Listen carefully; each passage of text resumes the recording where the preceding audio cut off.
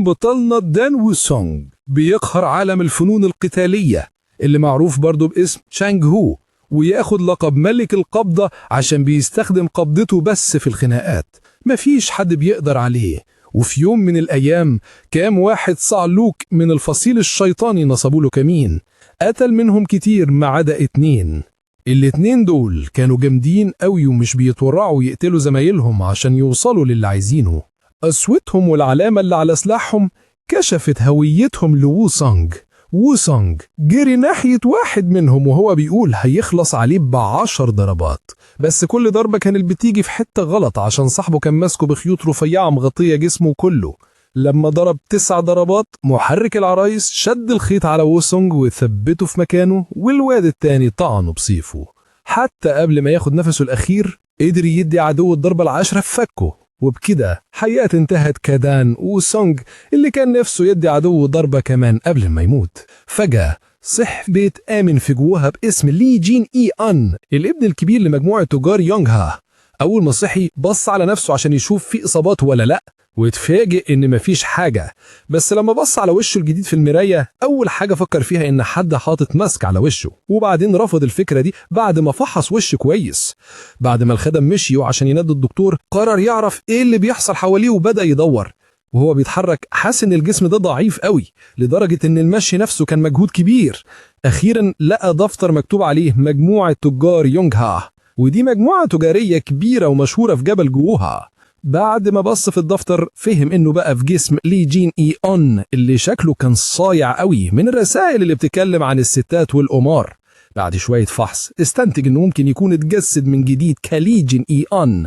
في اللحظة دي الدكتور بتاعه جونغ سون دخل بابتسامة زي ابتسامة الثعلب المكار وحاول يتسحب عشان يكشف عليه، بس الجين إي أن سحب ايده وطمنه انه كويس. بعدها الدكتور التعبان ده عرض عليه شوربة التنين والعنقاء وقال انها مقوية، بس في الحقيقة الشوربة دي سم الواحد تعبان زي لي جين إي أن.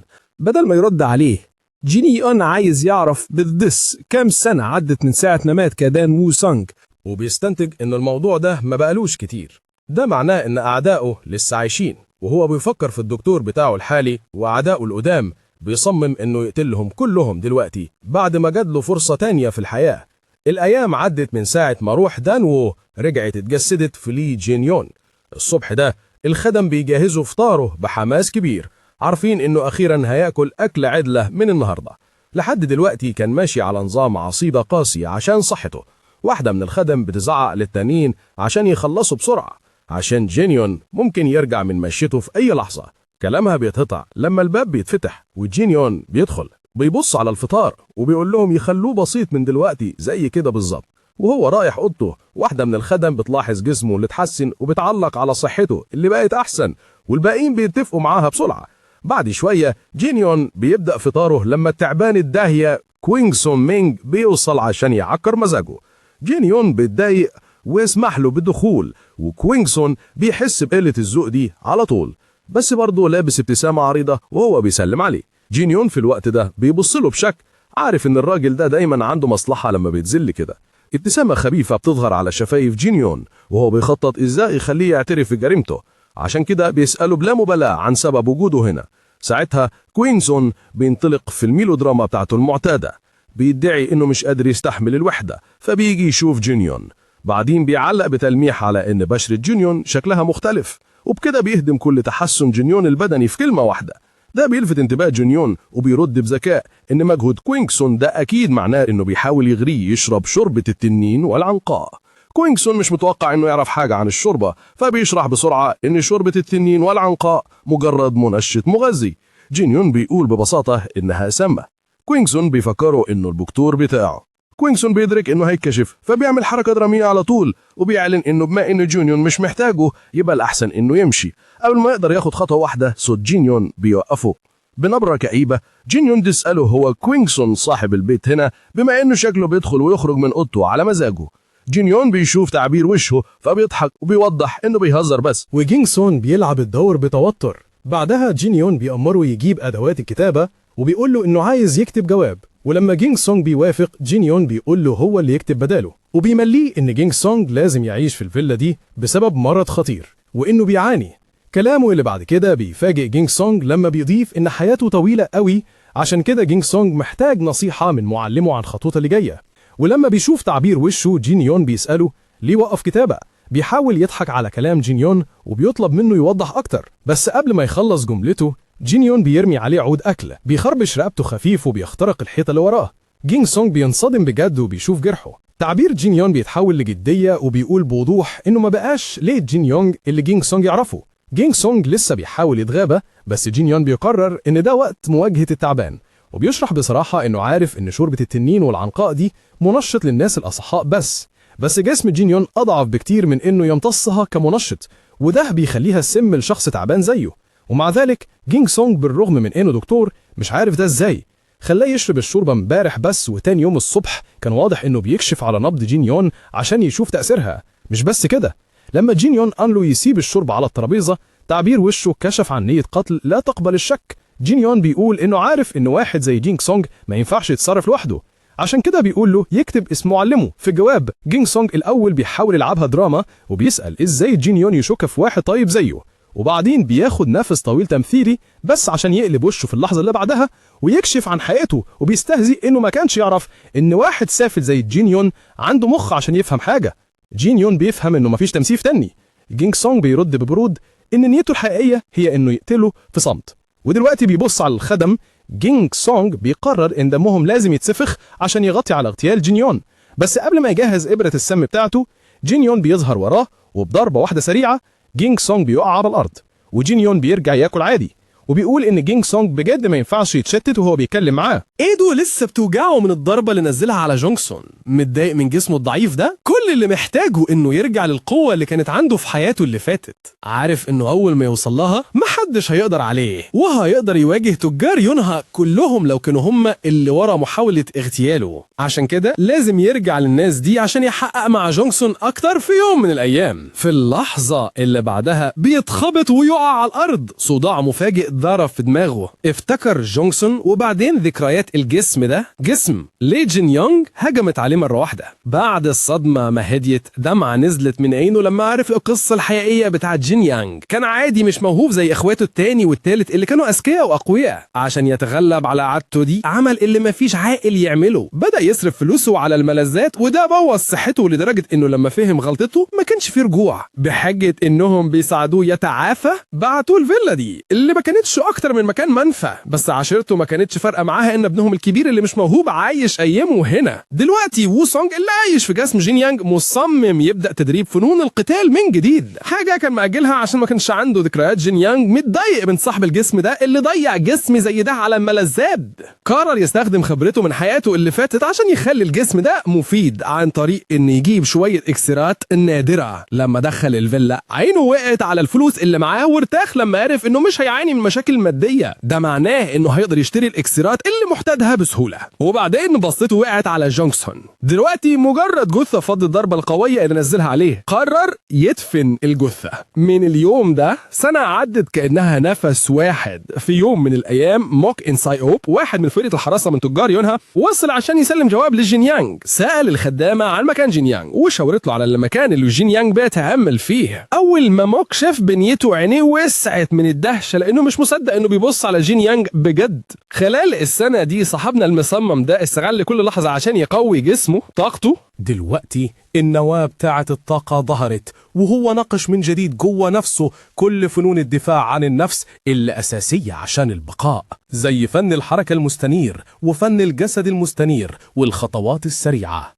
وفوق ده كله اتعلم كمان فن البرق الأبيض ذو 10 أوجه اللي بيخليه يتحكم في عنصر البرق. من خلال التدريب ده كله وصل بنجاح للمرحلة الرابعة من فنون الدفاع عن النفس. بس بالنسبة لواحد زيه ده لسه مش كفاية. في اللحظة دي تدريبه بيتقطع بصوت موكس، ما هو بيحييه وبيعرف نفسه بتوتر. موكس بيشرح انه جاب جواب من العشيرة الرئيسية، وبكل هدوء ورسانة جين يان بيطلب منه يسلمهوله. في نفس الوقت موكس مش مصدق عينيه، ده نفس الرجل الضعيف اللي كان بيكح اللي شافه السنة اللي فاتت، ودلوقتي واقف طويل وقوي. أفكاره بتتقطع بصوت جين يان اللي مليان سخرية، بيفكروا إنه لسه مستني الجواب. بيخرج من شروده وجين يان وموكس بيهدوا وهو بيقرأ الجواب اللي بيبلغه بتدهور صحة والده اللي خلاه طريح الفراش من غير ما يذكروا أي سبب. خلال ده موكس بيعبر عن شكوكه في عشيرة أويانج. العشيرة دي ما هي إلا مجموعة من النسور اللي بتطلب رسوم باهظة من مجموعة تجار يمنع بحجة توفير الحماية. مع مرور الوقت المدفوعات زادت لدرجة إنهم ما بقوش قادرين يدفعوها بسهولة. بيسأل إذا كانت عشيرة أويانج عملت أي حاجة مهمة تستاهل الزيادة والمدفوعات دي. ده بيغضب موكس بجد وبيطلع غضبه على المجموعة وبيقول إنهم ما عملوش أي حاجة تستاهل ده. بيتذكر الحادثة لما واجهت مجموعة يونها طائفة الإله الصغير اللي حاولت تفرض ضريبة كبيرة على تجارتهم. في الوقت ده عشيرة أويانج قالت المجموعة بكل برود إنهم ملهمش دعوة بيهم إلا لما يحتاجوا يتقابلوا عشان مناقشات مهمة. موكس بيضيف إن حتى قائد الحرس مش قادر ياخد أي إجراء عشان أويانج هو مرتبط بالمجموعة. ده بيلفت انتباه جينيان لأنه عارف الاسم ده من أيام جينيانج هو.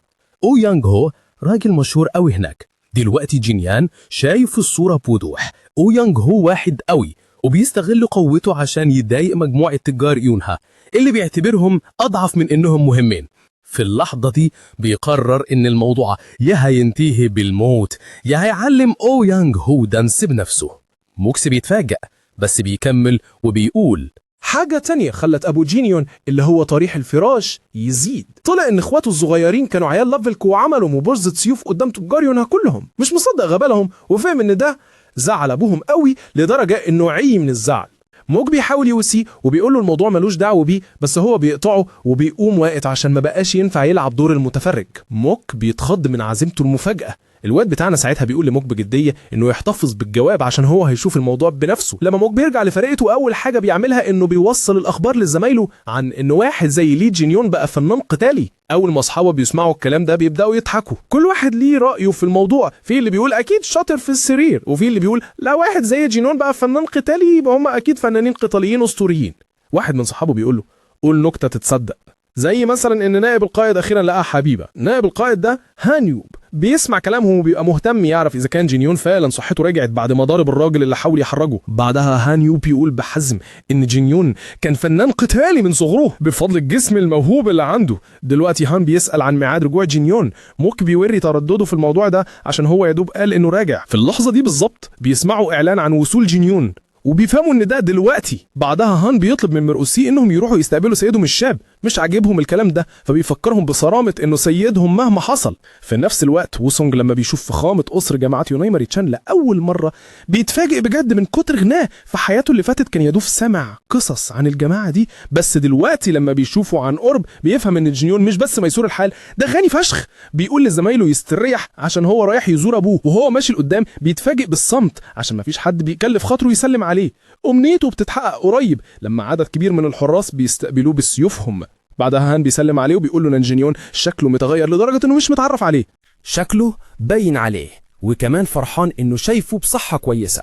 رجالة هان فاكرين انه بس بيمدح جينيون ومفكرين انه هان ما عندوش كرامة عشان زمان كبيرهم كان دايما بيهينه عشان كان بيراعي جينيون. وفي اللحظة دي كانوا مستنيين إهانة قاسية بس اتفاجئوا بجد لما جينيون سلم عليهم بكلام معناه إنهم عاملين واجب زيادة عن اللزوم لواحد زي حالاته.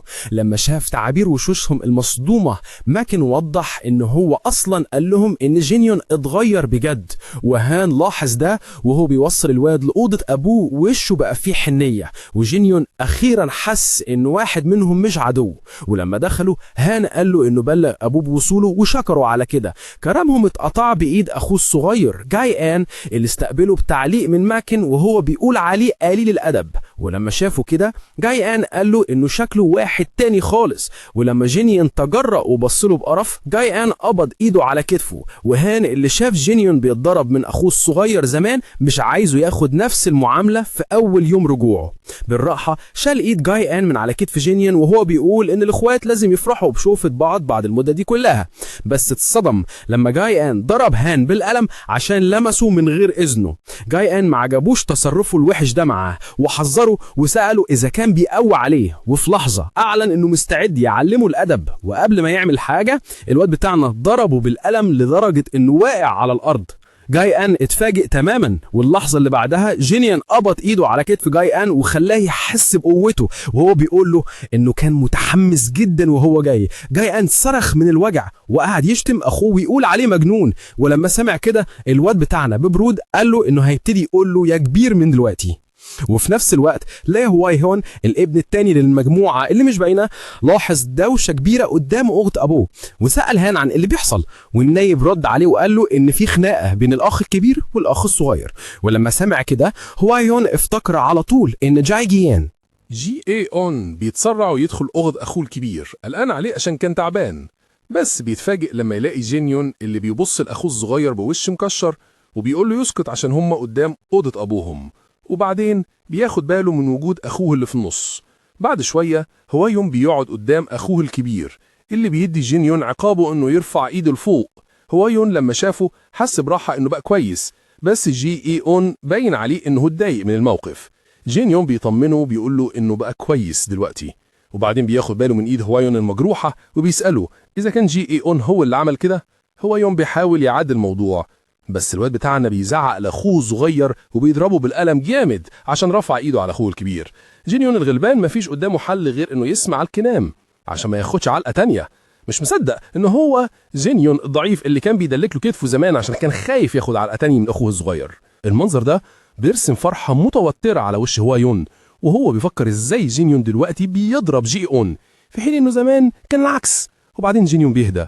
هوايون مستغرب من التغيير اللي حصل في شخصيته وجسمه، بس بدل ما يرد عليه بيقول له بس انه نظره كويس لما عينه جت على اللفائف اللي قدام اخوه اللي في النص. وهو بيفتح واحد منهم بيسأل عن اللي جواه.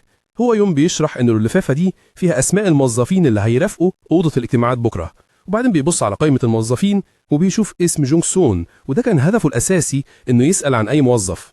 بعد ما بص على القائمة عرف اللي هو عايزه على طول، إن جونغ سون مع موظفين تانيين كتير مرشحين من هوايون نفسه. وبعدين بيبص لإخواته بجدية وبيسألهم بوش مكشر إذا كانوا هما الاتنين أو واحد منهم شغال لصالح هوايون. الاتنين أخوات بينكروا بغضب وبيأكدوا إنهم مستحيل يسلموا المجموعة التجارية بتاعتهم للعشيرة دي. بيبتسم لما شاف إنه مش محتاج يصفي إخواته عشان هما بيقولوا الحقيقة. بعد ما خد قراره قام وسأل إذا كان كل الكبار هيحضروا مؤتمر. أخوه اللي بيحب الكتب رد بالإجاب. ساعتها أعلن قراره إنه هيحضر المؤتمر هو كمان. قبل ما يقدروا يعترضوا ساب الأوضة متجاهل اعتراضاتهم وهم مذهولين تماما. اتخضوا خضة عمرهم لما شافوا التغيير المفاجئ اللي حصل لأخوهم. في اللحظة دي جاين بيتمنى يروح جبل جهوه هو كمان. في نفس الوقت جين اون واقف قدام أوضة أبوه وبيدخل بعد ما استأذنه. أبوه زعيم جماعة التجار سايونج مين بياخد باله منه على طول. بيسأله عن الدوشة اللي بره، بس جين اون بيطنش ويقعد. بعدها بيقول له إنه سمع إشاعات عن إن أبوه مضغوط. أبوه بيأكد له وبيقول له إنه طول عمره مضغوط، بس جسمه ما بقاش زي زمان يستحمل. لما أبوه بيرفع إيده عشان يلمس وش ابنه ويحس بصحته وشكله اللي اتغير، بيسأله إذا كان ده فعلا جين اون. لما أبوه بيعبر عن فرحته إنه شايفه كويس ويلمسه بحنية، حاجة بتتحرك جواه. طول عمره كوسونج عمره ما حس بإحساس الأب، بس عارف إحساس الأبوة. فاكر أبوه راجل قوي وعريض المنكبين، بس دلوقتي وهو ماسك إيده في إيده بيدرك قد إيه هدفه بقى هش. وقتها بيهديه وبيقول له إنه هيخلص على كل اللي وصله للحالة دي. أبوه مش مصدق، بس هو بيأكد له إن سايلونج بين مش محتاج يقلق من أي حاجة لأنه هو اللي هيتصرف. لما أبوه بيشوف تعبير وشه المصمم بيبدأ يعرق. تاني يوم الكل متجمع في قاعة اجتماعات جماعة تجار يونها، وهوايون بيشرح للكل. أويانج هو موجود هو كمان، ومساعدينه اللي مستغربين وجوده بياخدوا بالهم من وجود جاين اون على طول. أويانج بيفترض إن جاين اون جه هنا عشان يثبت مكانه في الجماعة. في نفس الوقت بعد ما هوايون بيخلص شرحه بيسأل إذا كان حد عنده أي اعتراضات. قبل ما يكمل أويانج هو بيرفع إيده وبيقول إنه عنده طلب. بيقترح شخص ممكن يشتغل حارس لجاين اون لأنه حاليا ما عندوش حارس. وقتها الدوشة بتحصل جوه جماعة تجار يونها بسبب التدخل ده، لأنه في موظفين كتير مترشحين من أويانغ هو بالفعل، بس الشخص اللي بيحاول يعترض أويانغ هو بيهدده فبيسكت. بعدها أويانغ هو بيسأل إذا كان حد عنده أي اعتراضات على اقتراحه. الكل بيفضل ساكت خايفين يتكلموا، وهو على وشك إنه يكمل أويانغ هو بيرفع إيده عشان يفكروا بإنه في الواقع عنده اعتراضات. بعدها بيقول بعد كده بكل جدية بيرمي باقتراحه إنه يمشي قائد حرس الفرقة أويانغ هو. أعضاء جماعة يونها التجارية قلقوا لما سمعوا الكلام ده، في حين إن عشيرة أويانغ ضحكت باستهزاء فاكرين إنه بيهزر، عشان أويانغ هو يعتبر ضروري لأمن الجماعة التجارية. أويانغ هو بقى متكبر، بيقول لوالدنا إنه كان طريح الفراش لمدة طويلة لدرجة إنه مش عارف إنه ملهوش الحق يمشيه. فاللحظة اللي بعدها جين يان بيعمل حاجة ما حدش كان متوقعها، بينزل لكمة في الأرض بقوة لدرجة إن المبنى كله اتهز تقريبا. في دماغه برودة بيفكر التعبان ده إنه بالرغم من نفوذ أويانغ هو ناسي إن جين يان هو السيد الحقيقي لجماعة يونها التجارية. من شوية كان بلغ هويانغ بخطته إنه يمشي أويانغ هو. هويانغ بقى مش شايف إن دي فكرة كويسة عشان عشيرة أويانغ أقوى منهم. بدل ما يرد مباشرة بيسأل لما حد بيستهين بفنانين الدفاع عن النفس بتوع جيانجو مش بيتاكلوا هم صاحيين بسبب غرورهم. وبعدين بيشاور على عدد الموظفين اللي حواليهم من عشيرة أويانغ، مخليين الموضوع كأن جماعة يونها التجارية بتتبلق بالكامل منهم. أخوه المهووس لما لاحظ ده فهم هو عايز يقول إيه. بعدها جينيان بيطمنه إنه مش محتاج يقلق عشان هو هيتصرف. دلوقتي وهو بيبص لأخوه الكبير هويانغ فهم بابتسامة عصبية بالظبط أخوه الكبير ناوي يتصرف إزاي. لما شافوا كده عشيرة أويانغ طلعوا سيوفهم فورا بطريقة تهديدية وطالبين منه إنه يوضح نفسه. هانز اتعصب من قلة أدبهم في رفع السيوف على سيدهم، وقف قدام جينيان عشان يحميه، لكن بتعبير ثابت ولدنا بيعلق على قلة أدب عشيرة أويانغ في رفع سيوفهم على صاحب شغلهم. بيهددهم بنبرة مظلمة وبيحذرهم إن أكيد بيتمنوا الموت. وبعدين فجأة بيغير اتجاه الكلام وبيقول إنه هيعوض هويانغ هو عشان حاسس بالذنب. هويانغ هو اتلخبط لما سمع الكلام ده. جينيان بيشرح إنه بوظ حطة التقاعد المثالية بتاعة هويانغ هو، وبعدين بيشرح بالتفصيل إيه اللي هويانغ هو كان بيخطط له بجد. الأول كان هيخلص من جينيان عن طريق جونسون، وبعدين بما إنه كان بالفعل بيوقع بين إخوات جينيان التانيين فده خدم هويانغ إنه أبوهم تعب بسبب الصراع ده. في الآخر كل اللي أويان كان هيعمله إنه يتلاعب بواحد من الإخوات ويستخدمه زي العروسة الماريونيت عشان يسيطر سيطرة كاملة على مجموعة يونغها التجارية. ساعتها أويانغ يبتدي يضحك ويقول إن جينيون مجرد بيألف حواديت، بس بيكمل ببرود ويقول إن خطة أويانغ بدأت تنهار في اللحظة اللي قتل فيها بنفسه قاتل أويانغ غونغ سونغ. عيون أويانغ هو تتسع من المفاجأة لما سمع الكلام ده، مش مصدق اللي سمعه. الواد بتاعنا يضيف إنه قتل القاتل الغلبان بضربة واحدة وريحه من الدنيا، وبكل برود يقول لأويانغ أهو إنه لازم ما يبذل مجهود أكبر عشان يعمل خطة عدلة لو عايز يسيطر على المجموعة التجارية، وكمان يضيف إنه هيحاسبه على الأضرار اللي سببها. دلوقتي أويانغ خلاص طفح الكيل من كلام جينيون، يرفع ايده بغضب ويهدده بالقتل. قبل ما حتى يقدر يوجه له ضربة جينيون يصد قبضته بقبضته. في اللحظة اللي قبضتهم بتتصادم أويانغ هو يحس بطاقة زي البرق فيدرك إن جينيون بقى فنان قتالي بعد. كل اللي حواليهم مصدومين من اللي شايفينه من قوة الواد ده. جينيون من ناحية تانية يقول بأسلوب مسرحي إنه أويانغ بيهاجم واحد لسه مخلص فترة نقاهة، وبعدين يعلن إنه هيعديها له عشان هم هيعملوا مبارزة رسمية. واحد يعلن بداية المبارزة الرسمية، أويانغ هو يسأل إذا كان ده كفاية، بتعبير واثق يقول إنهم هيتبرزوا لحد ما واحد فيهم يموت. بعد ما سبق الكلام ده أويانغ هو يقول بهدوء إنه باين إن جينيون اتدرب تحت إيد طائفة كويسة من كفاءته ومهاراته في الفنون القتالية، بس وهو بيرفع سيفه يقول إنه هيخليه يفهم الفرق والخبرة اللي بينهم. جينيون بسرعة يتفادى الهجوم بتاعه ومش عاجبه التريقة على الخبرة، وهو بيوطي يضرب أويانغ في بطنه ويعلن إنه عنده خبرة أكتر من أويانغ هو ب100 سنة. أويانغ هو يكح دم ومش قادر يستوعب حجم مهارة جينيون الحقيقي. جينيون من ناحية تانية يشغل فن الحركة المستنيرة بتاعه ويوعد إنه هيوري أويانغ الشكل الفرق والخبرة الحقيقي عامل إزاي. دلوقتي بيتحرك بسرعة البرق يضرب أويانغ اللي بيقدر يصد الضربة بسيفه. الاتنين بيتصدموا كذا مرة، أويانغ هو يضرب بسيفه، جينيون بيضرب بالبوكس بإيده الحرقة، بس كل ضربة الواد ده بيرميها أويانغ بيصدها بسيفه. وفي وسط الخناقة أويانج متلخبط خالص من تكنيكات جينيون عشان مش زي ما روكي بيتخانق، مهاراته زي بتاعة محترف فنون قتالية قديم، بس برضه أويانج مصمم يخلص على جينيون. لما شافوا وقفته رجالته اتبسطوا فاكرين إن قائدهم خلاص هيخلص المعركة. مع ده أويانج فعل فن السيف ذو 3 أشكال. جينيون وطي راسه بسرعة عشان يتفادى الضربة وفعل الضربة السريعة بتاعته، اتحرك بسرعة لدرجة إن أويانج ما حسش بتغيير مكانه. في اللحظة اللي بعدها أويانج خد بوكس جامد في فكه، الخبطة كانت قوية لدرجة إنها كانت باينة حتى من البيت الكبير. الخدم اللي شافوا المنظر بيتوشوشوا باستغراب، وأبوه وهو وشه فخر بيقول إن ابنه الكبير أتقن الفنون القتالية. لما أويانج وقع رجالته جريوا عليه، لما شافوا حالة قائدهم اتعصبوا. واحد منهم بص لجينيون بغضب، بس جينيون سكته في ساعتها بتهديد قاتل. واحد تاني من رجالة أويانج اعترف إنه ما كانش فيه أي مخالفات في المبارزة، بس قبل ما يمشوا حذروا إن لو دي الطريقة اللي جينيون عايز يمشي بيها يبقى عشيرة أويانج هتستخدم نفس الطريقة عشان ينتقموا من مجموعة جينات تجارية، حاجة بيقولوا إنهم مش هيقدروا يتفادوها.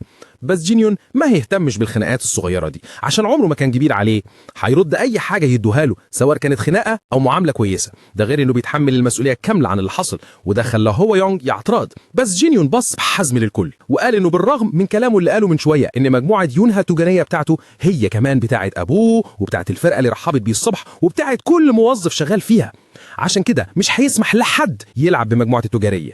مع ده أمرهم يمشوا وقال إنه كان هيطردهم كده كده. الكل اتبسط من كلامه ما عدا عشيرة أويانج اللي مشوا بالعافية وبيتمنوا له حظ كويس في التعامل مع عشيرتهم في المستقبل. وهم ماشيين واحد من الموظفين كان هيشجع، بس واحد تاني وقفوا بسرعة وفكروا إنهم كسبوا مبارزة رسمية. حانس تاني ضاف إنهم ما ينفعش يحتفلوا بعد كل ده. دول حرس، بس بدل ما يعملوا واجبهم واقفين يتفرجوا طول الوقت ولا أهممهم الدوشة. جينيان بيبص لهامويان وبيقول له يجيب له إكسير بما إنه خلاص خد المسؤولية كلها على عاتقه، يبقى يستاهل على الأقل ده. هامويان بيضحك وبيأكد لأخوه إنه هيجيب له أحسن إكسير، وبيضيف إنه هيبقى مشغول من دلوقتي، مش بس هيشتري إكسيرات، ده كمان محتاج يعين ناس جديدة للحرس. جينيان بيقول له إنه أصلا حاطط عينه على كام واحد ممكن يملوا الوظيفة. في الوقت ده في أوضة خاصة ميونج بيوصل له خبر اللي جينيان عمله. مساعدينه بيأكدوا إن الخبر صحيح، أصل الواد بتاعنا كان مرتب كل ده من كام يوم أول ما حط رجله في مجموعة يونا التجارية، كان بيحلل نظام شغل الموظفين كمان. في أول يوم ليه هنا وهو ماشي في حتة فجأة وقف وسأل هان إذا كان أكل ولا لأ. هان اتخض من السؤال اللي فيه تمام ده ورد بالنفي إنه ملحقش ياكل من الصبح من كتر الشغل. جينيان بص لتحت شاف كام واحد من عشيرة أيونج مضيعين وقتهم في كلام فاضي. في اللحظة دي فهم ديناميكية المجموعة. موظفين مجموعة أيونج هو المخلصين شغالين بجد لدرجة إنهم مش لاقيين وقت للأكل، في حين إن أفراد عشيرة أيونج هو مستمتعين بفلوس سهلة ومكسلين في ساعات الشغل من غير أي التزامات حقيقية. هنكلمه تاني بس بدل ما يرد دماغه راحت للحل. لو طرد أفراد أيونج فجأة المجموعة هتتبهدل من غير حراسة، لأنه هيحتاج ناس يملوا مكانهم. بعد تفكير عرف بالظبط منين هيجيب البديل المثالي للموظفين الكسلانين دول، عشان كده راح لوكر قمار مشبوه من الأماكن اللي شكلها يوحي إن مفيش غير مجرمين بيروحوها. أول ما دخل لفت نظر كام واحد بيشاوروا عليه وبيقولوا عليه ضعيف ومستغربين إنه ظهر بعد المدة دي كلها. كام واحد تانيين فاكرين إنه مات من سنين، فاكرين إنه جاي آمر ومستعدين يتفرجوا عليه وهو بيخسر ثروته. لما دخل الصالة الرئيسية الحارس اللي هناك رحب بيه بحماس وفاكره إنه هيصرف مبلغ كبير، بس جينيان ده مش الراجل اللي فاكرينه. بأهانة خفيفة بس قوية حذر الحارس ساب الحارس ما يلمسوش، فالراجل اتنكد. جينيون من غير سلام ولا كلام أمره يفتح الباب. جوه تشول ميونغ هو المعروف بيه ثعلب السم بص على صاحبه القديم وعلق إن صحته اتحسنت أكيد من كتر الراحة. صحابه يوك جنتو ويوك ميونغ هو سلموا عليه برضه. ميونغ هو بابتسامة خبيثة فكرهم يسألوا على جينيون على الأقل، مش هو كان تعبان بقاله مدة طويلة؟ الاتنين يوك اعتذروا وميونغ هو بتهكم ادعى إن جينيون صاحبه. جينيون استهزأ بالصداقة دي. ظاهر الأمر إنهم أصحاب الطفولة، بس في الحقيقة ميونغ هو طول عمره بيستغل الصحوبية المزيفة دي عشان يضايق وياخد منه فلوس بالعافية، مستغل ضعفه. بوش مكشر فكر الجيل الجديد ده طلع بتعريف تاني خالص للصداقة، تعريف معج. ميونغ هو مش واخد باله من اللي بيدور في دماغ جينيون، اتحمس وقال له يلا نلعب قمار بقالنا كتير ما لعبناش. الحقيقة ميونغ هو كان بيموت عشان يشفطه شفطة محترمة، وافق ان مفيش حد تاني هيكون مغفل كفاية عشان يقع في الفخ بتاعه. ميونغ هو بتمثيل انه صاحبه اصر انه هيعزمه بمناسبة رجوعه، بس لما ملقاش رد فوري اتعصب وضغط عليه عشان يتكلم. جينيون بهدوء رد انه بيفكر، ولما صاحبه الندل زن عشان يعرف بيفكر في ايه، جينيون بدل ما يرد سكت لحظة بيوزن قراراته. اقتل ميونج هو الصغير ده ولا لا؟ بالنسبه له ميونج هو ما هو الا حته زباله ملهاش لازمه، مش عايز يحتفظ بيها. اللي ليهم قيمه هنا هم الاخين يوك، اللي بالرغم من انهم عايشين قبلطجيه الا ان عندهم مهارات تستاهل الاستخدام. مهاراتهم ضيعه تحت ايد واحد زي ميونج هو. وبالقرار اللي بيغلي في دماغه جونيور وقف وبهدوء قال لميونج هو يسلمه مفتاح الخزنه. ميونج هو رمش باستغراب وسال جينيون ليه محتاج فلوس فجاه. جينيون رد بهدوء واكد له ان ده سحب كاش لمره واحده بس اضاف الفايده اللي ميونج هو مديون بيها له على الاف النيونج اللي اتجبر يستثمرها في وكر القمار ده، بالاضافه لتعويض طبي عن المره اللي ميونج هو خلاه يتدرب. بيوصل المبلغ الاجمالي لحوالي 100,000 شاب. ده المفروض يكون كفايه. الواد بتاعي ضحك بصوت عالي بيتريق عليه وبيسأله إذا كان اتعلم الحساب بتاعه وهو بعيد. بغرور بيشاور على إن الخزنة مش بس فيها الفلوس اللي جيني أن طالبها، دي كمان مليانة ذهب وفضة ومجوهرات. وبرضه بيقول جيني أن يبقى عبيط لو فاكر إنه هياخد منها حاجة. في أحسن الأحوال على كلامه يعني ممكن يسلفه كام قرش لو زنق، بس مفتاح الخزنة ده مستحيل. الواد بتاعي اتنرفز أكتر لما افتكر الأيام اللي صاحبنا كان بيشتكي فيها إنه عيان، ودلوقتي واقف قدامه زي الفل وجاي يطلب مفتاح الخزنة وبيتجاهله بوقاحة. قال له ببرود يفوق ويفكروا مين اللي واقف قدامه بالظبط. ولما جيني أون برضه مردش، الواد بتاعي قرب منه، وشه قرب يلمس وشه وسأله إذا كان بيتمنى الموت على إيده، وبرضه مفيش رد. أخيرا زهق من الكلام الواد بتاعي يزعل أتباعه يضربوا جيني أون علقة موت. واحد من الأخين يوك مسكه من ورا وبيجهز يخبط دماغه في الترابيزة، بس تعبير وش جيني أون اغماء. أدرك إن ده كان منه لطف. في اللحظة اللي بعدها رمى واحد من الأخين يوك في الحيطة على طول. التاني جري لقدام بس جيني أون تفاداه واستخدم الترابيزة كارتكاز، وفي لمح البصر كسر كحله. الأخ ده وقع في ساعتها. جيني أون لف وشه واتفاجئ إن الأخين يوك قاموا تاني رغم عظمهم المكسور وعينيهم خالية تماما من الخوف. المنظر ده حفزه أكتر واتحمس عشان يجيبهم. الأخين هجموا عليه مع بعض، بس في ثواني جيني أون اختفى من مجال رؤيتهم. في غمضة عين كان وراهم وبيتحرك بسرعة رهيبة، مسك راسهم الاتنين وخبطهم في بعض وفكرهم ببرود إنه مش هيحذرهم تاني. دلوقتي بعد ما الأخين الفوضويين وضعوا، اللي فاضل هو الواد بتاعي الجبان اللي كان مستخبي وراهم. جيني أون بص لصاحبه القديم بابتسامة شر. الواد بتاعي بيحاول يخبي خوفه، اتكلم مع جيني أون بنبرة ودودة واقترح عليه إنه يحكي لأصحابه عن تعليمه فنون القتال، وكل ده وهو مخبي إيده ورا ظهره. بيبص له الورشاك وبيسأله عن السبب، بس بيرد بهدوء المعتاد. لما جيني أون قرب منه الواد بتاعي خوف ميونج هو بيزيد وبيطلع السكينة وبيحذره ما يقربش. بيحاول يفكر نفسه إنه مفيش حاجة يخاف منها، ده مجرد جيني أون في الآخر. بعزيمة ميونج هو بيهجم لقدام ناوي يخلص الخناقة بضربة واحدة. بيبتسم بخبث من ورا الترابيزة فاكرها تحميه، بس جيني أون بيفس الترابيزة على جنب وفي لحظة بوكس واحد منه بيفتتها حتت. كل اللي اتبقى ميونج هو مصدوم ومش عارف يتكلم، هو ماسك راسه في ايده. وبعدين بيبتسم وبيقول بهدوء ان الضربة المضادة كسبت المرة دي. في اللحظة اللي بعدها ميونج هو بيصرخ من الألم وجيني أون بيبعت طاقة برق تجري في جسمه. بره حارس بيتمتم وبيقول ان في حد هيموت النهارده. بعد الانفجار الصادم ميونج هو بيقع على الأرض غرقان في العرق. جيني أون مش متأثر وبيقول له يمسك نفسه. بالعافية ميونج هو بيرفع راسه عينيه بتولع من الإهانة وهو بيتساءل جيني أون كان بيعمل إيه طول فترة نقاهته. الفكرة بتتسرب لذهنه، يا ترى جيني أون اتدرب طول الوقت ده عشان ينتقم منه؟ بيحاول يدافع عن نفسه فاكر إنه عملش فيه حاجة وحشة قوي. لما بيفتكر تصرفاته اللي فاتت مع جيني أون الاستنتاج بيبقى حتمي، ده رد فعل. ميونج هو بيجبر نفسه على ابتسامة عصبية ويقول لجيني أون يطلب أي حاجة إلا مفتاح الخزنة، ده بيخليه يوقف. ده بالظبط اللي كان عايز يسمعه. ميونج هو بيفكروا بسرعة إنه برغم من تصرفات الوحشة هم أصحاب طفولة وبيصيروا بالعافية. لما بيسمع كده وش ميونج هو بينور وبياخد جيني أون في حضنه على طول وهو متضايق جدا، وبيأكد له إن مفيش ضرب ولا مضايقة تاني من دلوقتي. جيني أون مش مصدق، بيزقه بعيد عنه وهو مكشر وبيقول كلامه الحلو ده بيخليه عايز يرجع. بالرغم من ضيقه ميونج هو بيفضل يتكلم وبيصر إنه هو مش مجرد أصحاب، وبيرقيه لأخ، وبيلف على طول على الشلة بتاعته وبيأمرهم يسلموا على أخوهم الكبير. الاتنين بيطيعوا من غير سؤال وشكلهم مش فاهمين حاجة. جوه نفسه ميونج هو بيبتسم بخبث وبيفكر ازاي جيني أون ده كان زمان عايش تحت رجله وماشي زيه كلب. أول ما تجيله الفرصة ناوي يمسك حرسه ويهرب، متأكد إنه هيقدر يتعامل مع أي مشكلة تانية بعد كده. على الناحية التانية جيني أون بيكلم التوأم مباشرة وبيقول لهم لما ينادي، لما بيقول على حد أخ الأخوة دي بتدوم العمر كله. عيال واج بيبصوا لصاحبي الصغير عشان ياخدوا الموافقة، وصاحبي الصغير بيشجعهم يحرفوا وبيعلن إنهم بقوا إخوات خلاص. التوأم على طول بيعلنوا ولائهم لجينوان كأخوهم الكبير. ميونج هو حاسس بالرضا من اللي بيحصل لحد ما دمه بيتجمد لما جينوان بأمر قاسي بيقول لعيال واج يتنحوا على جنب، وبيقول له هو وميونجو هيقرروا مين الأخ الكبير بجد. بالرغم من اعتراضات ميونجو التوأم بيسيبوا الأوضة. ميونجو متوتر ومش عارف ايه نيته الحقيقية. صاحبنا بهدوء بيفكروا ان هو اللي عمل فلوس باستغمال التوأم، دي مش الطريقة الصح، عشان كده جينوان هيتحمل مسؤوليتهم. ميونجو عارف كويس ان الاخوات دول قيمتهم اكبر من الفلوس، فبيعترض بغضب وبيتهم جينوان مش بس بضربه لكن كمان بمحاولة ياخد منه الاخوات، وبيزعقه وبيقول انه الافضل يموتوا احسن.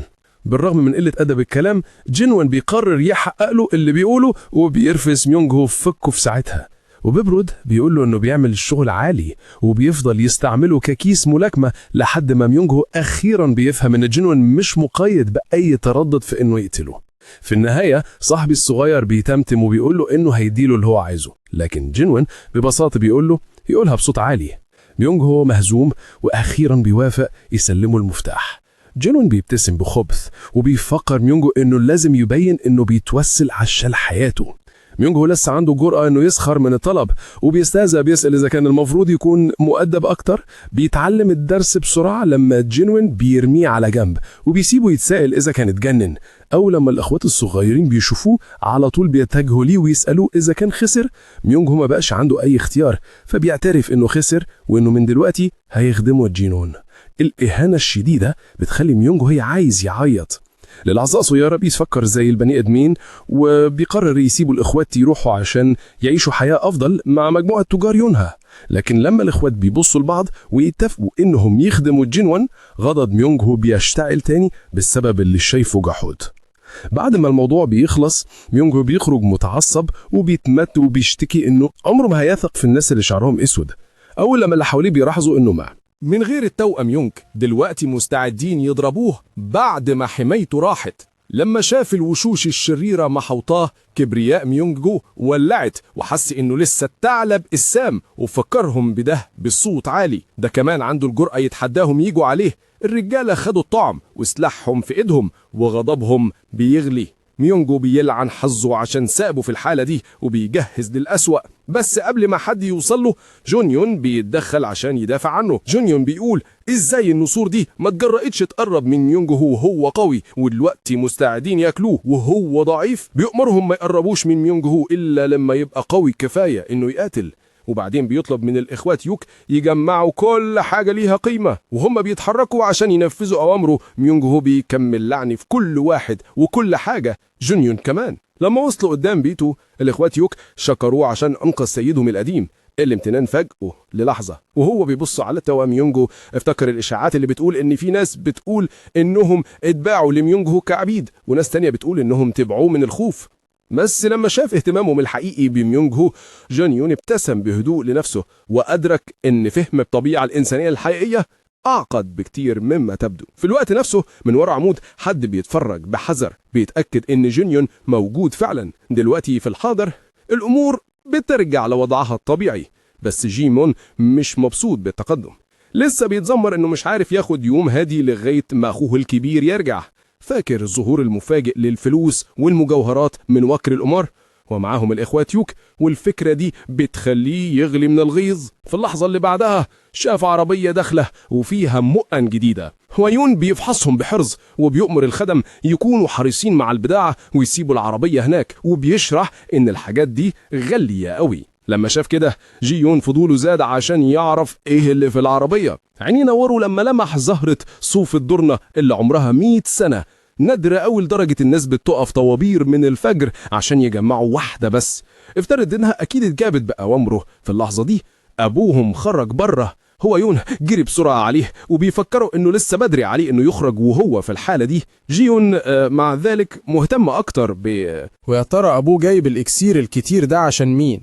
فاكر إن جينيان احتاج واحدة بس، فمتأمل ياخد له واحدة على الأقل. بس وشه اتقلب لما سمع إنهم كلهم لجينيان. أبوه بيشرح له إن بعد اللي حصل مع عشيرة أويونج ما ينفعش يخاطروا يعتمدوا على إكسير واحد، وبعدين مش خسارة يعني بالنظر لكمية الفلوس اللي صرفوها على عشيرة أويونج وطائفة الإله الصغير. فبعد تفكير بعت جوابات لرؤساء الفروع المحلية بتاعتهم وشوية أسامي كبيرة في صناعة الإكسير، طالب منهم إمدادات إكسير بجودة عالية، وهم وافقوا يساعدوا عشان مصالحهم متشابكة وخسارة واحد بتأثر على التاني. ساعتها هان أيد قراره إنه يساعد جينيان، واثق إنه هيبقى فنان قتالي عظيم. سونج مان شكروا على الدعم، وبعدين بالرغم من وش ابنه الصغير اللي كان باين عليه الإحباط، أعلن إنه أخيرا لقى الطريقة المثالية يصرف بيها الفلوس اللي كسبها طول حياته. جيان اتجنن لما عرف كل ده، وقف في طريق أبوه وطلبه بإكسير هو كمان. أبوه بصله لحظة وسأله إذا كان محتاجه فعلا. جيان اتغاظ أكتر، ما سمعش غير المدح مستمر في اسمه هو كبير، حاسس بجد بتمييز ضده، ومش فاهم ليه واحد زي جينيان بياخد الاهتمام ده كله. سؤاله ما تجاوبش عليه بالكلام لكن بإفعال ولادنا. لما عدى من جنبه بسرعة البرق، قوة حركته وقعت جيان على الأرض، وليه بيعدي هو بيجر صخرة ضخمة على ظهره. باصص على وش أخوه اللي مغرقان عرق ومليان عزيمة. جيان استنتج إن واحد زي أخوه كبير اللي عنده بنية قوية وثقة فطرية أخيرا بيبذل مجهود عشان ينجح. نام على الأرض بتنهيدة، وبعدين بص بتفكير على سيفه. بعد شوية اتشجع بتدريب أخوه قوي. جيان بدأ يتدرب على فن السيف بتاعه على دمية التدريب. افتكر الحركة اللي جينيان استخدمها على يونج هو خلال مبارزتهم الرسمية. بعد شوية تدريب اتنهد بإحباط إنه مش قادر يفهم مهارة جينيان بالكامل، وهو عمال يلعن فيه بينه وبين نفسه. وكأن تفكيره ده استدعاه، جينيان ظهر قدامه فخاض أخوه الصغير الغلبان. جيان بتوتر ساعة بيسأله عن مشيته. جينيانج بيشرح له إنه خلص، وبعدين لما استوعب أخوه الصغير كان بيعمل إيه، قدم له سيفه وقال له يراجع حركة أويونج اللي استخدمها ضده. وهو بيضيف مدح المهارات أخوه، جيون اتحرج لما عرف إن أخوه كان بيتفرج على تدريبه. جيون خد السيف وقام وهاجم الدمية بعزيمة، وهو حاسس بالغرور من حركته. ثقته اتهدت في لحظة لما جينيانج وصفها بالرعونة. جيون اتنرفز من لسان أخوه اللاذع ورد عليه بغضب، لكن في اللحظة اللي بعدها قبضة جينيانج جت ناحيته، بس جيون صدها في آخر ثانية بسيفه. وبعدين جينيانج شرح إزاي دمر أويونج اللي كان باين عليه الضعف، وقرب المسافة وسابه عاجز تماما ومضطر بس يدافع. وبيقول كل ده وهو لسه بيركل أخوه الصغير. جيون بيحاول يتفاهم معاه، بيقول له انهم يتكلموا احسن بدل ما يلجأوا للضرب، بس جينيانج اللي واضح انه في مزاج يدرب اخوه مش بيسمع. جيون ملقاش حل غير انه يمسك سيفه تاني ويقرر يجريه. ولما اندفع لقدام عشان يهاجم، اتصدم لما شاف جينيانج اختفى ببساطة. وبعد لحظة جينيانج كمان له من ورا، وبيقول ان الناس العاديين بيظهروا امكانياتهم الحقيقية لما بيتحطوا في الزاوية. وبكده رجع قبضته لورا عشان يضربه، بس وقف قبل ما تلمس جيون بشعره. جيون خاف ووقع على الارض، وباين عليه انه فاكر انه ممكن يموت. جينيانج شرح ان في المبارزة الطعن نسبة نجاحه اقل من القطع، واضاف ان أويونج اللي استخدم اسلوب القتل بضربة واحدة حاول اسلوب السيف الثلاثي ضده. الاسلوب ده بيتطلب حذر شديد، عشان كده جينيانج قاس سرعته كويس عشان يقدر يواجهه، والا كان زمانه انتهى في اليوم ده. وهو بيرفع سيفه على أخوه، جينيانج افتكر مباراته ضد أويونج. واحد زي أويونج كان زمانه انتهى قبل ما يقدر حتى يسحب سيفه لو كان لسه عنده الإمكانيات الكاملة لجسمه في حياته اللي فاتت. بس دلوقتي جسمه مبقاش حتى ربع القوة اللي كان بيمتلكها زمان كملك القبضة، وعشان كده مش قادر يحتفل بيفوزه على هويونج. أفكاره راحت للمرتزقة اللي من الفصيل الشيطاني، وإدراكه إنهم أقوى منه ده بيزود عزيمته على إنه يتفوق على أقوى من قوته اللي كانت في حياته اللي فاتت. صورته في المراية قطعتها، صوت الخدامة بتقول له إن في زائر مستنيه قبل ما يمشي عشان يشوف ضيفه. جينيون بيدي أخوه الصغير نقرة على جبينه تاني. في مكان تاني شوية رجالة بيتكلموا عن الإشاعة الهبلة اللي سمعوها إن واحد بتاع ستات زي جينيون يعرف فنون قتالية. جو وانج اللي مش مصدق الحكاية بيشرف إزاي امبارح بالليل راح أوضة القمار وهو سكران. هناك شاف جينيون مع الإخوة يوك بيحملوا حاجات من الأوضة، عرفوا على طول، بس قبل ما يرجع بعد ما رجع كان اختفى. جوجر وانج وسيما جوك بيقولوا إنهم جم هنا عشان يتأكدوا من الإشاعة بنفسهم. لما بيفتحوا باب أوضته بيلاقوه جوه مع الإخوة يوك. لما بيشوفوا جسمه المفتول بيقفلوا الباب بسرعة تاني ويسألوا الخدامة إذا كان ده فعلا جينيون ولا في مجموعة تجار تبن تبنوه. الخدامة بتأكد إن ده سيدهم الصغير بجد.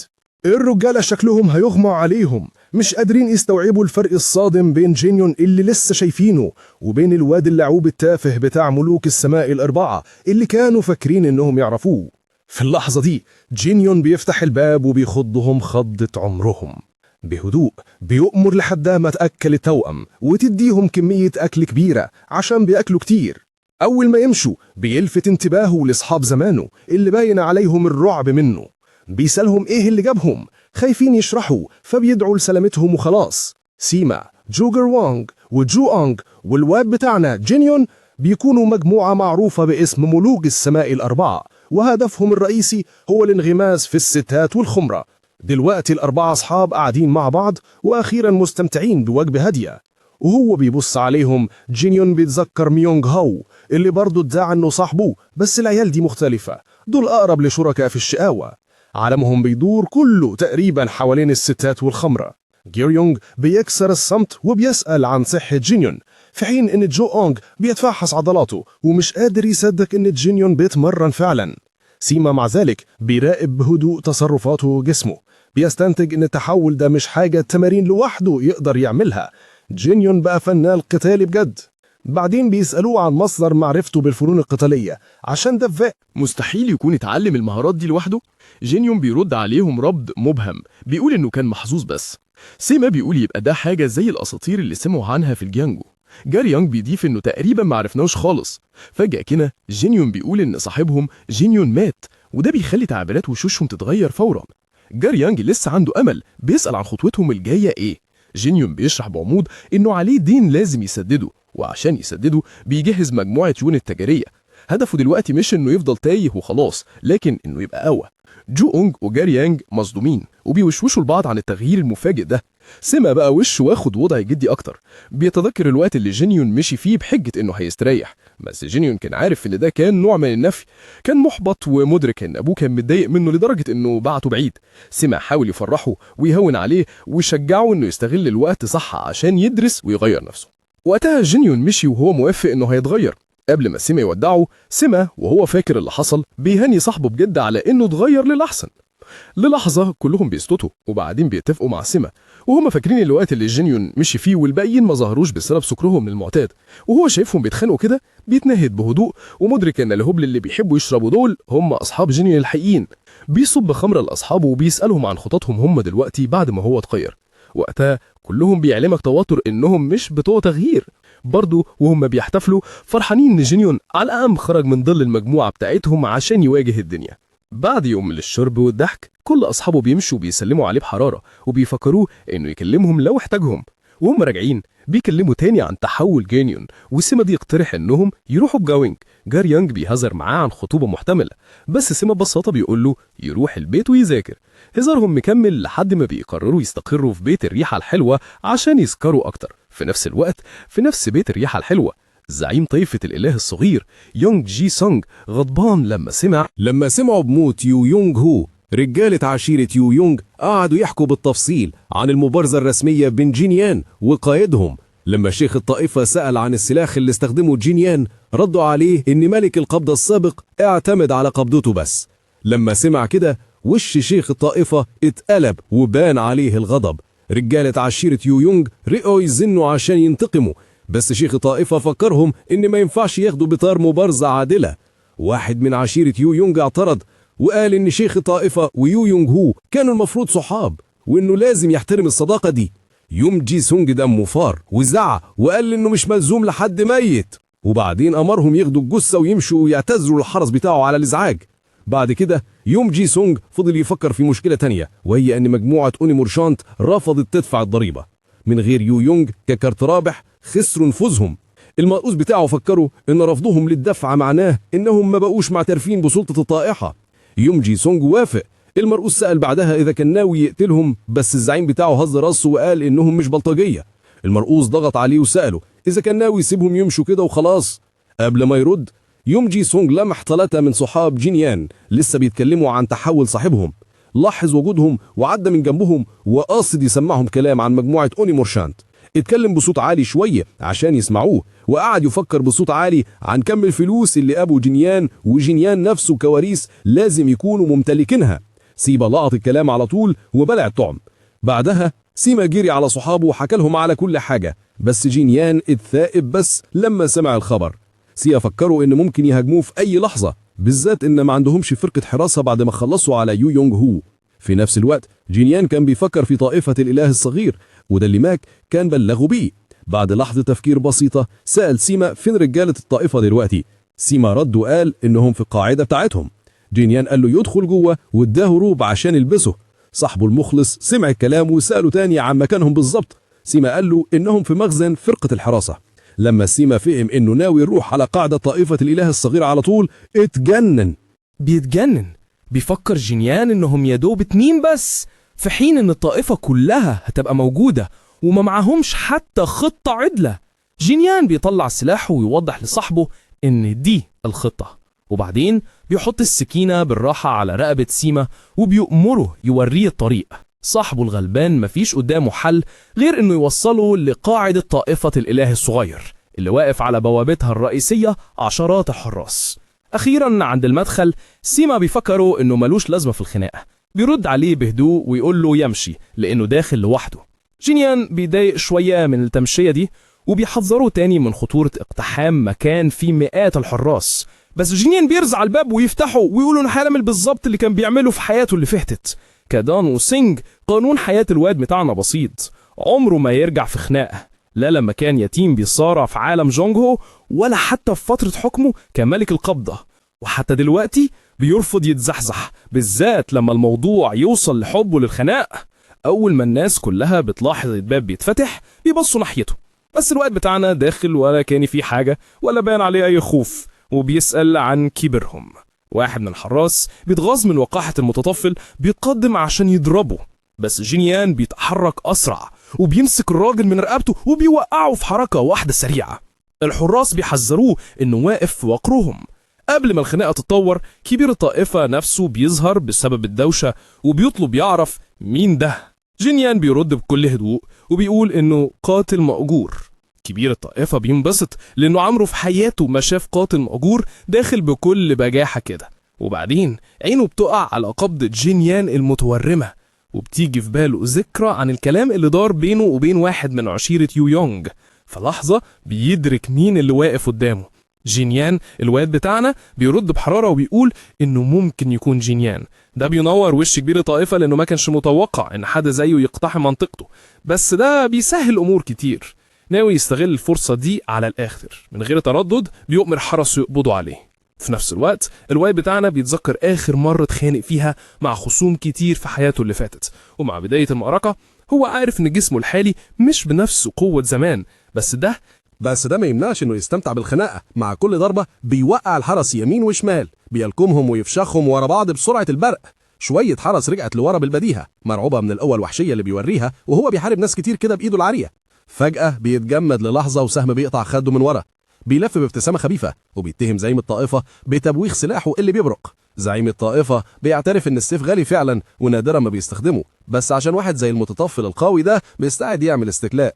بعدها بأمر الشيخ الطائفة الحرس اللي عند رجلين جينيون بيكتفوه في مكانه، بينما عشرات تانيين بيتمركزوا على السطح وبأوجونات متعبية متوجهة ناحيته. الواد بتاعنا بيفكر بسخرية مرة، يعني شيخ الطائفة ما عندوش حتى الشرف يمشي جنب رجالته، بس فجأة بيسمع صوت سيمان بينادي عليه وبعدها سكينة طايرة في الهواء. جينيون بيمسكها في نص الطيران وبحركة واحدة سلسة بيرد كل الأسهم اللي جاية.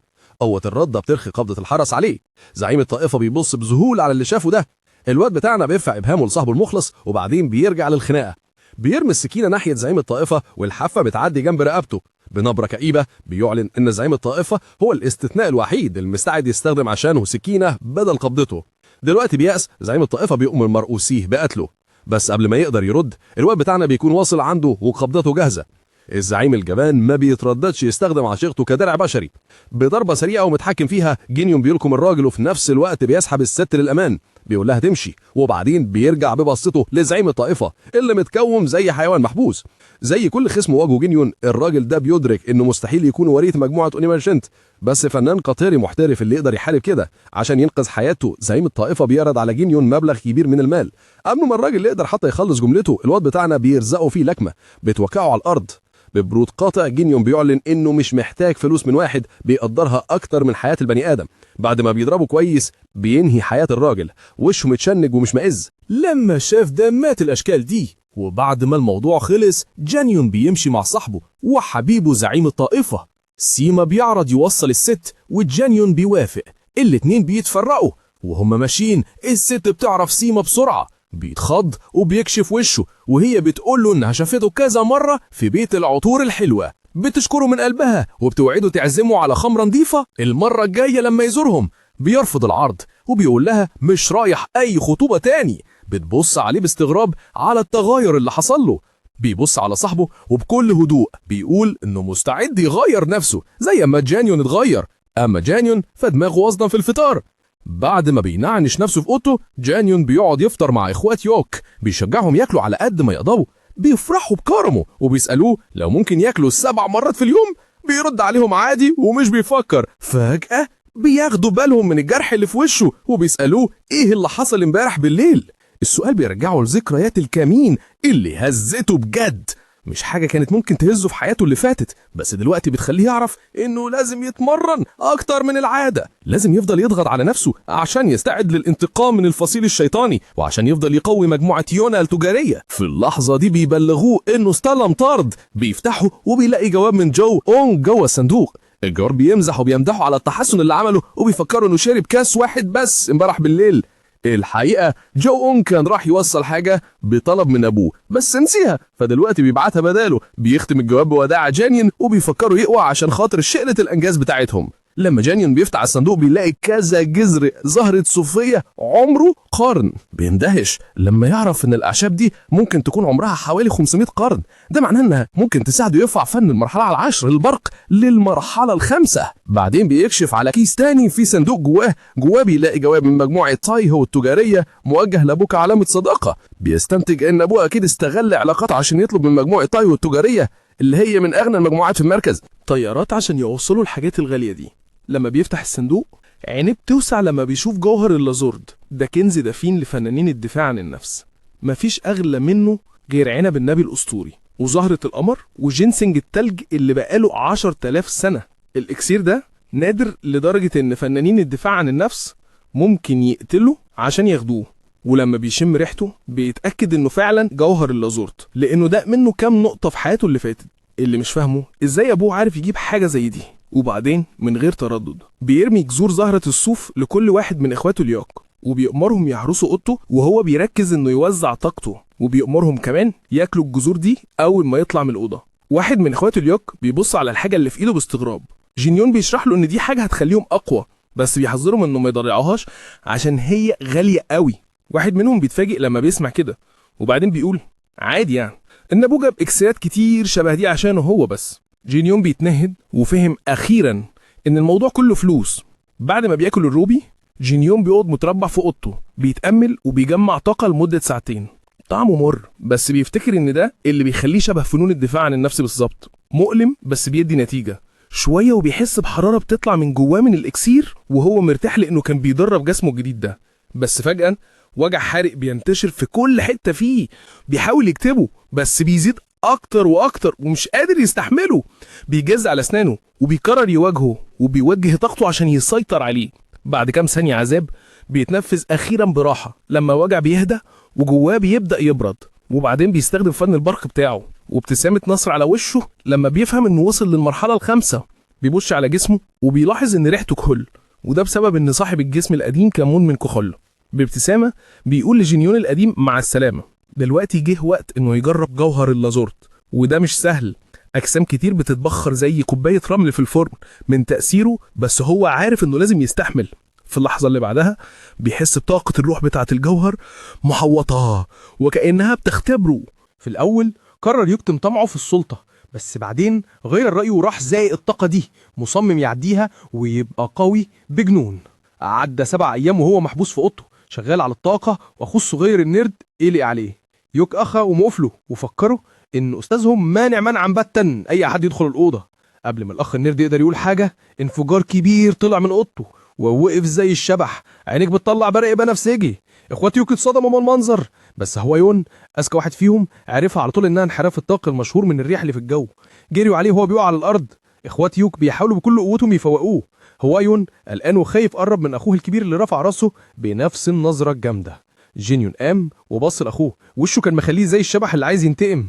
بدا يمشي لقدام لما اخوه اللي في النص سأله رايح فين رد انه محتاج يروق اعصابه شويه، وحذرهم انهم ما يمشوش وراه، وساب هو يوم محتار جدا في كلامه. بقى ينط من مبنى لمبنى باقصى سرعه، بيحاول يبعد مش بس عن بيته ده كمان عن شرعه. الطاقه اللي عماله تزيد جواه بفضل جوهر الازرويد اللي خده مخليه تقريبا مش عارف يتحكم في نفسه. جسم جينيون مش قوي كفايه عشان يستحمل قوه الجوهر اللي بقت غير قابله للاحتواء بالنسبه لملك القبضه، فبيهرب من المناطق المهوله عشان يحمي الناس من نفسه. بعد شويه بقى بعيد خالص، وقف في مكان مهجور، الطاقه لسه مش عارف يتحكم فيها، فافتكر الطعنه اللي خدها في حياته اللي فاتت وقرر يفرغ الطاقه في جسمه. فرغ الطاقه في دفعه قويه باينه من بعيد وهي طالعه من الارض، المطره نزلت عليه وهو واقف مبسوط من الطاقه بتاعته. بص على مستوى فن البرق الابيض زوال 10 مراحل وابتسم لما اكتشف انه وصل للمرحله التامنه بحمل الطاقه دي.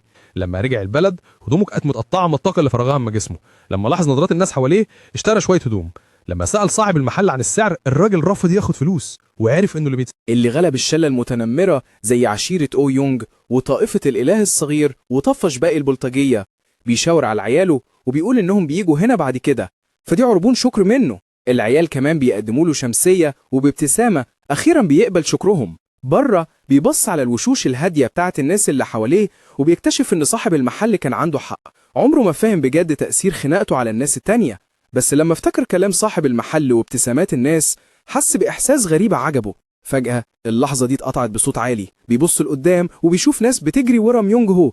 صاحبه الحرباية بيقابله بابتسامة على طول، بيبص على عدوه وبيعلق ببرود على حياته المشغولة. في نفس الوقت في قصر ميونج تشان مجلس الإمبراطور عامل اجتماع. الكلام متصدر من زعيم عشيرة دوكو ميونج اللي بيمدح ميونج بين على شغله الجامد في تجميع كل قادة مجموعة مجلس الإمبراطور. ميونج بين بيرفض الشكر وبيروح لزعيم عشيرة أويونج. أويونج بيتنهد وبيفتكر موت أويونج هو على إيد بطلنا. شيخ عشيرة أويونج بيتكسف قوي لما بيسمع كده، بالذات لما ميونج بين بيقول إن أويونج هو كان فنان قتالي محترف وكان على طول بيعمل مشاكل مع مجموعة تجار يونها. دلوقتي رئيس مجلس الإمبراطور وزعيم عشيرة نامجونج بيضحكوا عليه. أويونج هو كان واخد لقب واحد من أقوى الفنانين القتاليين، وبرضه شايفين إنه شيء يضحك إن واحد زيه اتغلب على إيد مجرد واحد من مجموعة تجارية. زعيم عشيرة أويونج بيحاول يبرر إنه أويونج هو كان مطرود من العشيرة أصلاً، بس بيعبر بالظلامية عن نيته إنه يعلم جينيان درس عشان يعرفوا سيادة عائلته. على الناحية التانية أردود وصاحبه المتكبر بيطردوا من مجموعة تحالف الحصر هكرمزي، بيطلبوا منه يسلمهم ميونج هو اللي بلغ جانيان عن شوية الملوك اللي عاملين نفسهم دول في منطقة وسط البلد. ميونج هو بيشرح إن الناس دي سرقت الكتب اللي كانت معاه عشان شغل المزاد بتاعه، وبعدين بيسأل أصحابه القدام عن حالة إيداه وبيوريهم إيداه المتورمة. ميونج هو بيهزر وبيقول إنه سمعهم. لما بيشوف كده بيبص على بلطجية العالم السفلي وبيطلب منهم يرجعوا ميونج هو أول ما إيده تخف خالص. كله بيبدأ يتريق على عقل أردود. بيتكلم معاهم بالسهولة دي، بس لما جينيون ما بيردش على تريقتهم بيفهموا إنه مش أي حد وإنه شايل هيبة تخوف. برضه بيتغاظوا وبيقرروا يضربوه. واحد من الشلة بيوقف الباقي وبيطلع قدام بيسأل جينيون بجد عارف هويتهم الحقيقية ولا لأ. في اللحظة اللي بعدها كان هيتهدد صاحبنا، بس ما بيلحقش يكمل كلامه غير لما جينيون بيديله زقة جامدة بتطيره وتخبطه في الحيطة بعيد. الكل بيتصدم من اللي شافه، وجينيون مش فارق معاه تعبيرات وشوشهم. جينيون بيقولهم بالراحة يمشوا، بيقول إنه وقت الأكل بتاعه جه وإلا ممكن يقتلهم من الجوع، الأحسن لهم يجوا وقت تاني.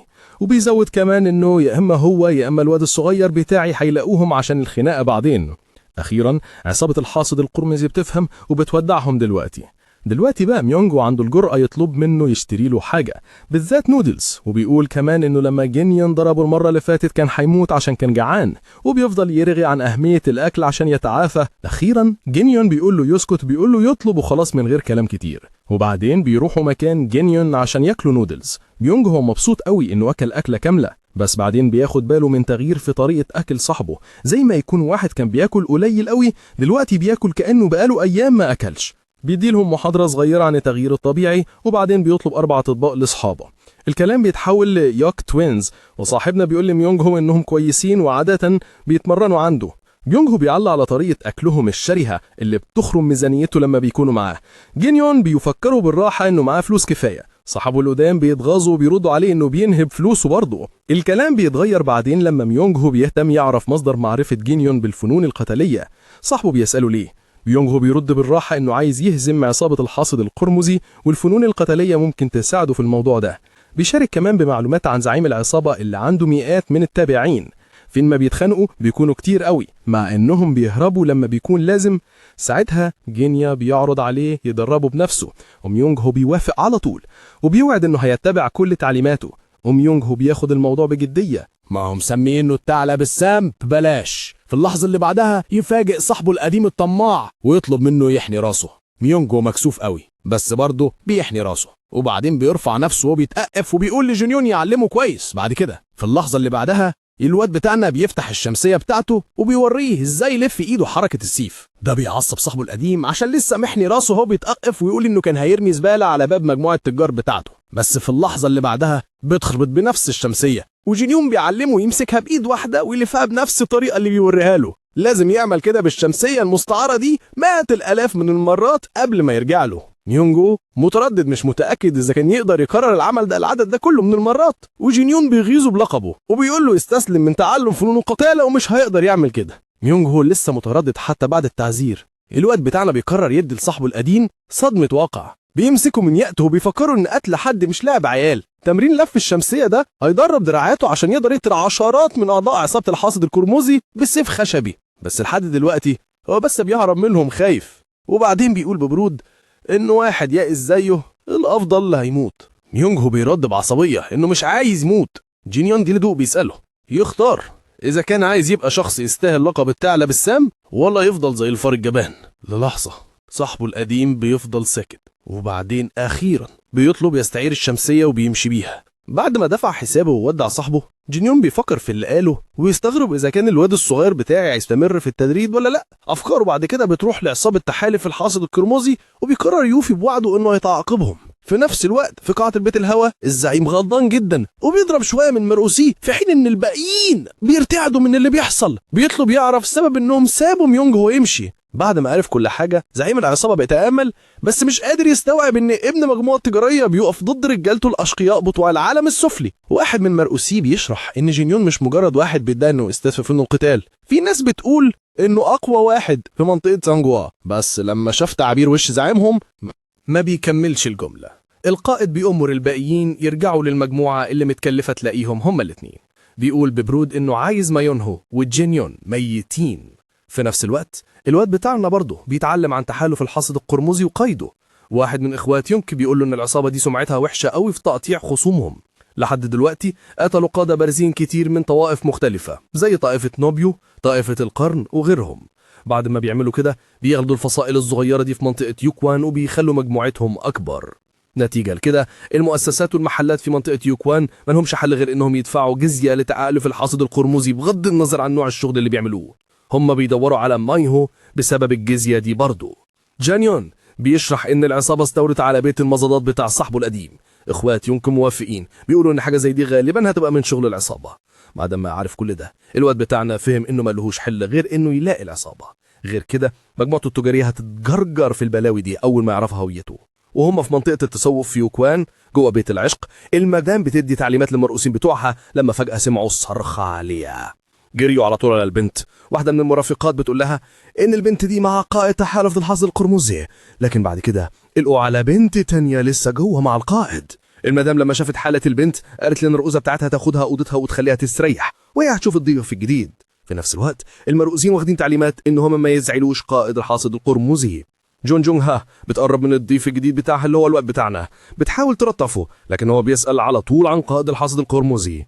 جون جونغ ها بتسأل إذا كان عنده ميعاد، حتى بيسأل إذا هيلاقي القائد فوق. جون جونغ ها مترددة تتساءل عن هويته، لكن بتعترف في الآخر إن القائد فوق. وهو طالع فوق بتحذرها تخلي الناس يخلوا مكان عشان هو رايح يقابل القائد. لما شافت إن البنت التانية لسه جوه بتحاول تحذره من قوة القائد الرهيبة، لكن الواد بتاعنا مش مهتم وبيتحرك لقدام قدام مجموعة القائد. الحراس بيحذروني دي منطقة محظورة، لكنه هو مكمل. لما حارس بيحاول يوقفه بيرمي بكل بساطة، رمي ورا ظهره كأنه ولا حاجة. بقية الحرس بتوع تحالف كريمسون ريبر بيجهزوا للخناقة وبيسألوا الواد الغشيم ده يعرف هما مين أصلا ولا لأ. هو بكل هدوء بيسأل تاني عن مكان كبيرهم. الظاهر كده إن كل اللي حواليه دول تبع تحالف كريمسون ريبر، والرجالة بتهجم عليه بأعداد كبيرة وباين عليهم ناويين على قتله. جونيون بقى بكل برود بيقول لهم إن هو كمان ناوي يقتلهم. واحد منهم بيهجم عليه بسيف لكنه بيمسك راسه ويرميه بعيد، واحد تاني مندفع عليه لكنه بيتفادى الضربة ويقتله بسلاحه. بعدها بيخلع باب أوضة، بس مش هي دي الأوضة اللي بيدور عليها، وبيقول بصوت عالي لنفسه وانا لازم اكسر ابواب كل الاوض عشان الاقي كبيرهم ده. ومن غير تردد بيكسر كل باب في الدور ده، بس الكبير مش موجود في ولا اوضه، فبيستنتج انه لازم يدور عليه في الدور اللي فوق. بعد شويه في الدور الخامس الكبير قاعد في اوضته والباب بيتفتح فجاه بالجامد. التابع بتاعه بيقول له بسرعه ده مش اي حد، ده ابن التاجر اللي بندور عليه. الظاهر ان الكبير كمان واخد باله من الدوشه اللي بره وبيسال ببرود: أربوي جاي يسدد دين صاحبه القديم ولا إيه؟ جونيون بيرد بكل عفويه: الدور عالي عليك قوي يا معلم.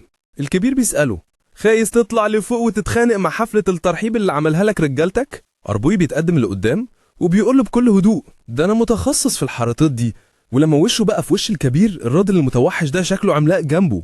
العملاق اللي بيتسمى ده بياخد باله من فرق الطول وبيبتسم بخبث وبيقول له: انا متخصص في اني ابص على الناس من فوق. جونيون بص على تعبير وشه المتكبر وعرف انه نوعيه البلطجيه بتوع العالم السفلي اللي ما عندهمش ذره ندم لو ضربوه، وده بالظبط اللي بيخليه يحب النوع ده من العيال. وفي اللحظه اللي بعدها لمح بنت ورا الكبير وباين عليها بتنزف. الكبير بص في نفس الاتجاه وابتسم بشر وبيقول له بغل: انا ما قدرتش اتحكم في قوتي. أربوي اتجنن من الغضب من واحد ما عندوش ضمير وغالبا عمره ما هيكون عنده، وبيطلب من الكبير يسيب البنت وهو عمال يفكر ازاي هيقتله. والكبير شايف الشرار اللي طالع من عينيه وبيقول له: اي حد بيجي عشان يخلص عليا بيبقى عنده نفس النظرة دي، بس في الاخر انا بقطعه بايديا. في الوقت نفسه الناس اللي بره جريوا واتخضوا عشان يهربوا من الخطر اللي جاي. واحد منهم صرخ وقال ان في مجنون بيحاول يقتحم بيت الهوا. الظاهر المجنون ده مش الواد بتاعنا، ده صاحبه بتاع الطفولة اللي عمال يلوح بالشمسية بتاعته وبيطرد الناس. اخيرا لوح بالشمسية 2874 مرة، بس برضه متغاظ عشان لسه ما خلصش مهمة 100,000 تلويحة، وبدأ يعد من الاول تاني. فجأة سمع صوت انفجار كبير وراه، بص وراه وراح فكره بعيد، يا ترى ده ليه علاقة بصاحبه. على الناحية التانية جينيون بيرفس القائد رفسة طيرته بره المبنى وكسر الحيطة اللي وراه. القائد بص على الواد بتاعنا اللي بدل ما يبقى متفرج نط وراه ونزل بوقفة جامدة قدام خصمه. حتى وهو مضروب الحاصد الأحمر قام على رجليه تاني مستعد يواجهه، وخد سلاح من واحد من رجالته بكل قوته رمى السلاح عليه، بس جينيون تفادى وهو بينط في الهواء. حاول تاني، بس المرة دي جينيون ماسك السلسلة بهدوء واليد لسه في ايد القائد. ده كمان ادى فرصة للحاصد الأحمر انه يقيس قوة الواد بتاعنا اللي طلعت قد قوته بالظبط، فساب السلاح وجري عليه عشان يخلص عليه بقوة الارتداد بتاعته. كان متأكد ان جينيون مش هيقدر يصد الضربة دي. الواد الفهيم بتاعنا بص على الاسلوب وعرف على طول انه مطرقة النيزك واسلوب القبضة، ولاحظ كمان ان الراجل ده اكيد اتعلم على ايد معلم فنون قتالية اصيل من طريقة قتاله النظيفة.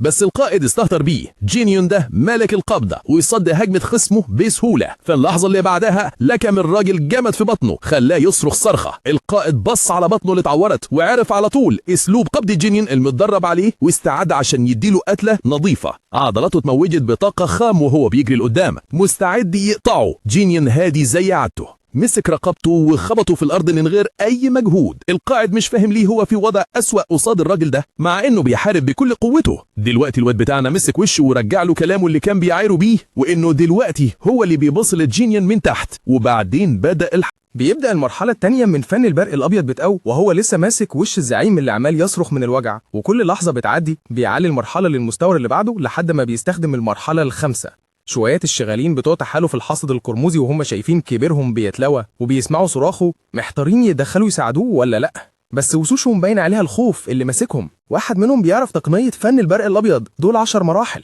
لما جينيون بيخلص الكل بيتصدموا لما بيشوفوا مفيش غير رماد مكان ما كان واقف الزعيم بتاعهم.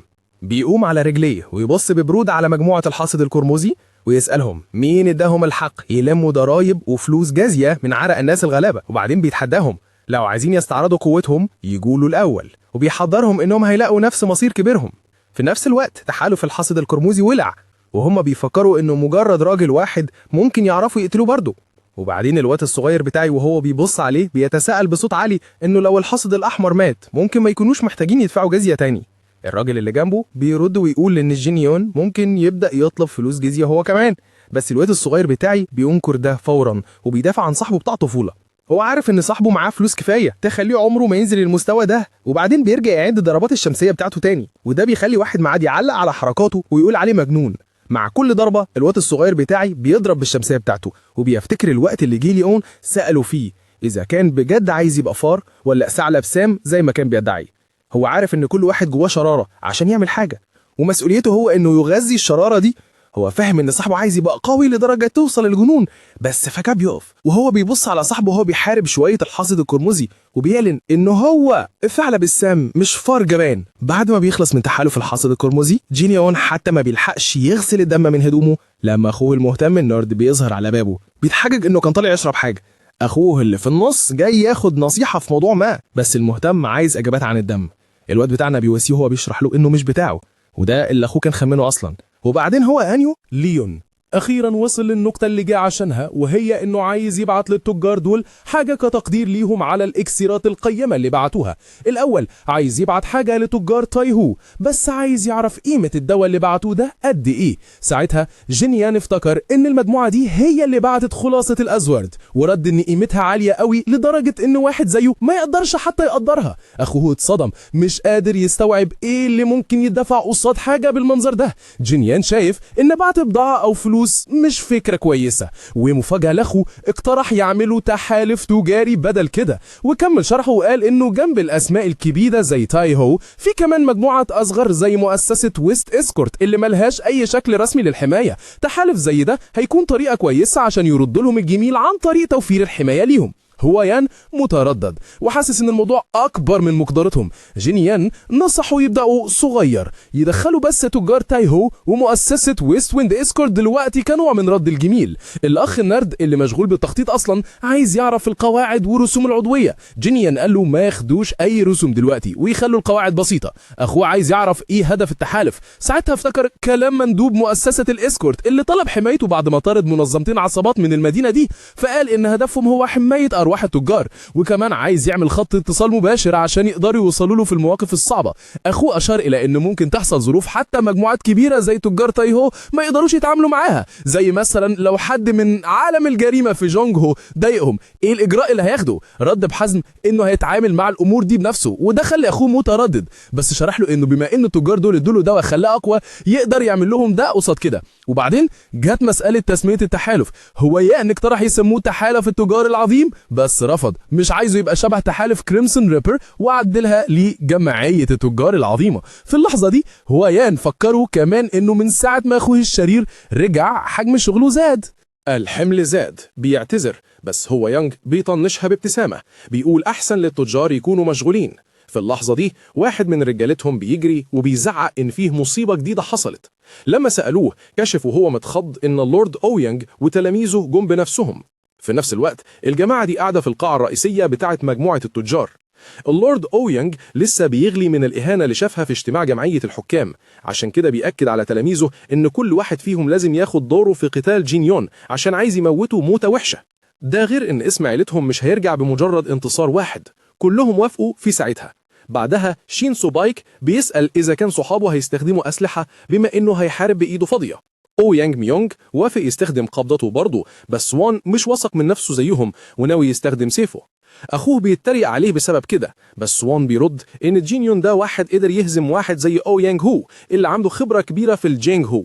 ميونج مع ذلك بيستهزئ بالكلام ده، معتقد إن أويانج هو ما كانش قوي كفاية.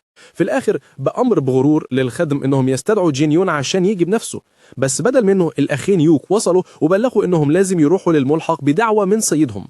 بعد شوية الضيوف واقفين قدام الواد بتاعنا اللي مستنيهم بالفعل، بيرحب بيهم والثلاثة فنانين قتاليين بيقدموا نفسهم، بس بيتفاجئ بوجود اللورد أويانج اللي بيعتذر عن مجيئه من غير ميعاد، بس بيعترف إنه ما قدرش يقاوم إنه يجي يشوف قوته بنفسه.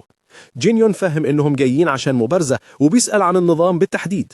اللورد أويانج بيقترح إنه يحارب كل تلاميذه بما إنهم عايزين يتعلموا منه، مع ذكر القواعد: اللي يفقد وعيه أو ما يقدرش يتحرك أو يقع من الحلبة هيعتبر خسران. جينيون وافق على القواعد البسيطة وطلب إنه الماتش يبدأ. أول واحد هو ميونج. اللورد أويانج واثق قوي من فوز ابنه. في نفس الوقت ميونج حس إنه مش بيواجه مجرد ابن تاجر، ده بيواجه محارب جينغ هو متمرس، وده خلاه يدرك إن فوز جينيون على أويانج هو كان حقيقي.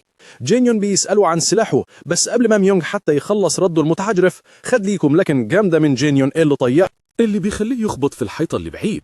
الكوباية اللي في ايد اللورد أويانج بتتكسر من الصدمة، وجين يون بكل هدوء بيفكروا إنه ممكن يسحب سيخ لو أتيحت له الفرصة، وبعدين بيتحدى الخصم اللي بعده إنه يتقدم. بعدها وان بيقرر إنه يروح اللي بعده وبيطلب من جينيون إنه ياخد باله من أخوه، وجينيون بيوافق. أول ما بيقف قدام الواد بتاعنا وان بيكون مستعد يطلق كل قوته وتقنياته، وجينيون عايزه يعمل كده عشان يستمتع بماتش كويس. وبكده الماتش بيبدأ. من غير ما يضيع وقت وان بيسحب سيفه بحركة سريعة، بيندفع ناحية الواد بتاعنا وبيحاول يضربه، بس جينيون بيتفادى الضربة بسهولة. في نفس الوقت بياخد باله إن وان فعلا مبارز بالسيف كويس، بس جينيون أذكى وبيبدأ يعمل حركاته بعد ما لاحظ بعناية نمط سيوف وان وهو بيتفادى الضربات. عشان كده دلوقتي بيقدر يتفادى كل ضربة بإيديه العارية. بس دلوقتي جه وقت جينيون إنه يبدأ الهجوم. بيبدأ بالمرحلة الخامسة من فد البرق بتاعه وبيقلل مستوى طاقته للمرحلة الثالثة. وان بيستعد وبيحاول يصد الهجوم بضربة سيف. في اللحظة اللي بعدها جينيون بيبعت هجوم زئير البرق مباشرة عليه وبيوقع خصمه بضربة واحدة. جين مش مصدق. ميون بيقترح انهم يوقفوا المبارزة عشان لو الثلاثة اتهزموا ده هيجيب عار اكبر، بس جين مش مستعد يتراجع عن فرصة انه يحارب حد بيستخدم ايديه العارية. بس بما انه هو نفسه متدرب على تقنيات ضربة الكف بيطلب مبارزة مع الواد بتاعنا. لما بيشوف خبطاته جينيون بيتحمس بجد انه يحارب حد عنده مهارة حقيقية، وبكده اسياد القبضة بيتصادموا. التصادم بيستمر شوية وجين بيضرب وجينيون بيتفادى، بس جين متضايق ان جينيون بيدافع بس لحد دلوقتي. بعزيمة بيقرر يطلق هجومه النهائي ويشوف ازاي جينيون هيشده. بيطلق ضربة كف الساحقة لعجلة الإعصار وبيخلق إعصار صغير بيندفع ناحية جينيون اللي بيبتسم للحركة المبهرة بس بيقول إنها كبيرة قوي. بكل هدوء بيمسك رجل جينيون بقوة وبيخليه يصرخ من الألم، وبعدين بيرميه جامد على الأرض وبيعلق إنه استمتع بمبارزة كويسة. ميونج متضايق عشان مش بيكسبوا أي حاجة كويسة من الهزيمة دي. لما بيشوف وش اللورد أويونج المتضايق جين مش فاهم السبب ورا ده. في نفس الوقت اللورد أويونج بيرتعش، بيتنفض من الغضب لما استوعب ان جينيان فعلا ما يتغلبش وان اي حد تاني هيجيبه ملوش لازمه. المشكله ان كرامه رابطه الحكام هتتدمر، وكمان هو وعيلته هيتريقوا عليهم بسبب الهزيمه دي. فكر في خطه تانية وطلب من جينيان يتمشى معاه للسوق. لاحظ الجو الهادي هناك وعلق ان اكيد جينيان ليه موردين كتير من المكان ده. من غير ما يضيع وقت عرض على جينيان عضويه في رابطه الحكام. شرح له ان جينيان مش محتاج يسجل مجموعته التجاريه كلها، ممكن ينضم كفرد ومجموعته التجارية هتفضل محمية. جينيان اتفاجئ بالعرض، عارف ان الرابطة دي فيها اسماء عائلات كبيرة، بس اثار موضوع ان رابطة الحكام متكونة من عائلات سابت تحالف مرم اللي كان زمان مكون من الطوائف التسعة العظيمة. اللورد أويونج اكد الكلام ده وهو بيتحجج انهم مجرد منافسين ودودين لتحالف مرم. جينيان فكر في المعلومة اللي وصلته ان عائلة أويونج لسه منضمة للرابطة قريب ودلوقتي عايزين ينقذوا سمعتهم بعد الهزيمة دي. اللورد أويونج كمان أكد شكه لما اعترف إن مساعده أويونج هو كان بينشر إشاعات غريبة عن جينيان، وده أثر على سمعة العيلة بشكل وحش، مع إنه هو شخصيا ما عندوش حاجة ضده. عشان كده عايز جينيان ينضم لرابطة الحكام عشان يحفظ ماء الوجه. هو شايف إن دي أحسن فرصة ليه عشان يوري الرابطة بتاعته إنه واحد زي جينيان تحت أمره. جينيان سأل إيه اللي هيحصل لو رفض. اللورد أويونج أشار إنه مش هيخسر حاجة بالانضمام، وإنه كابن تاجر لازم يفهم ده.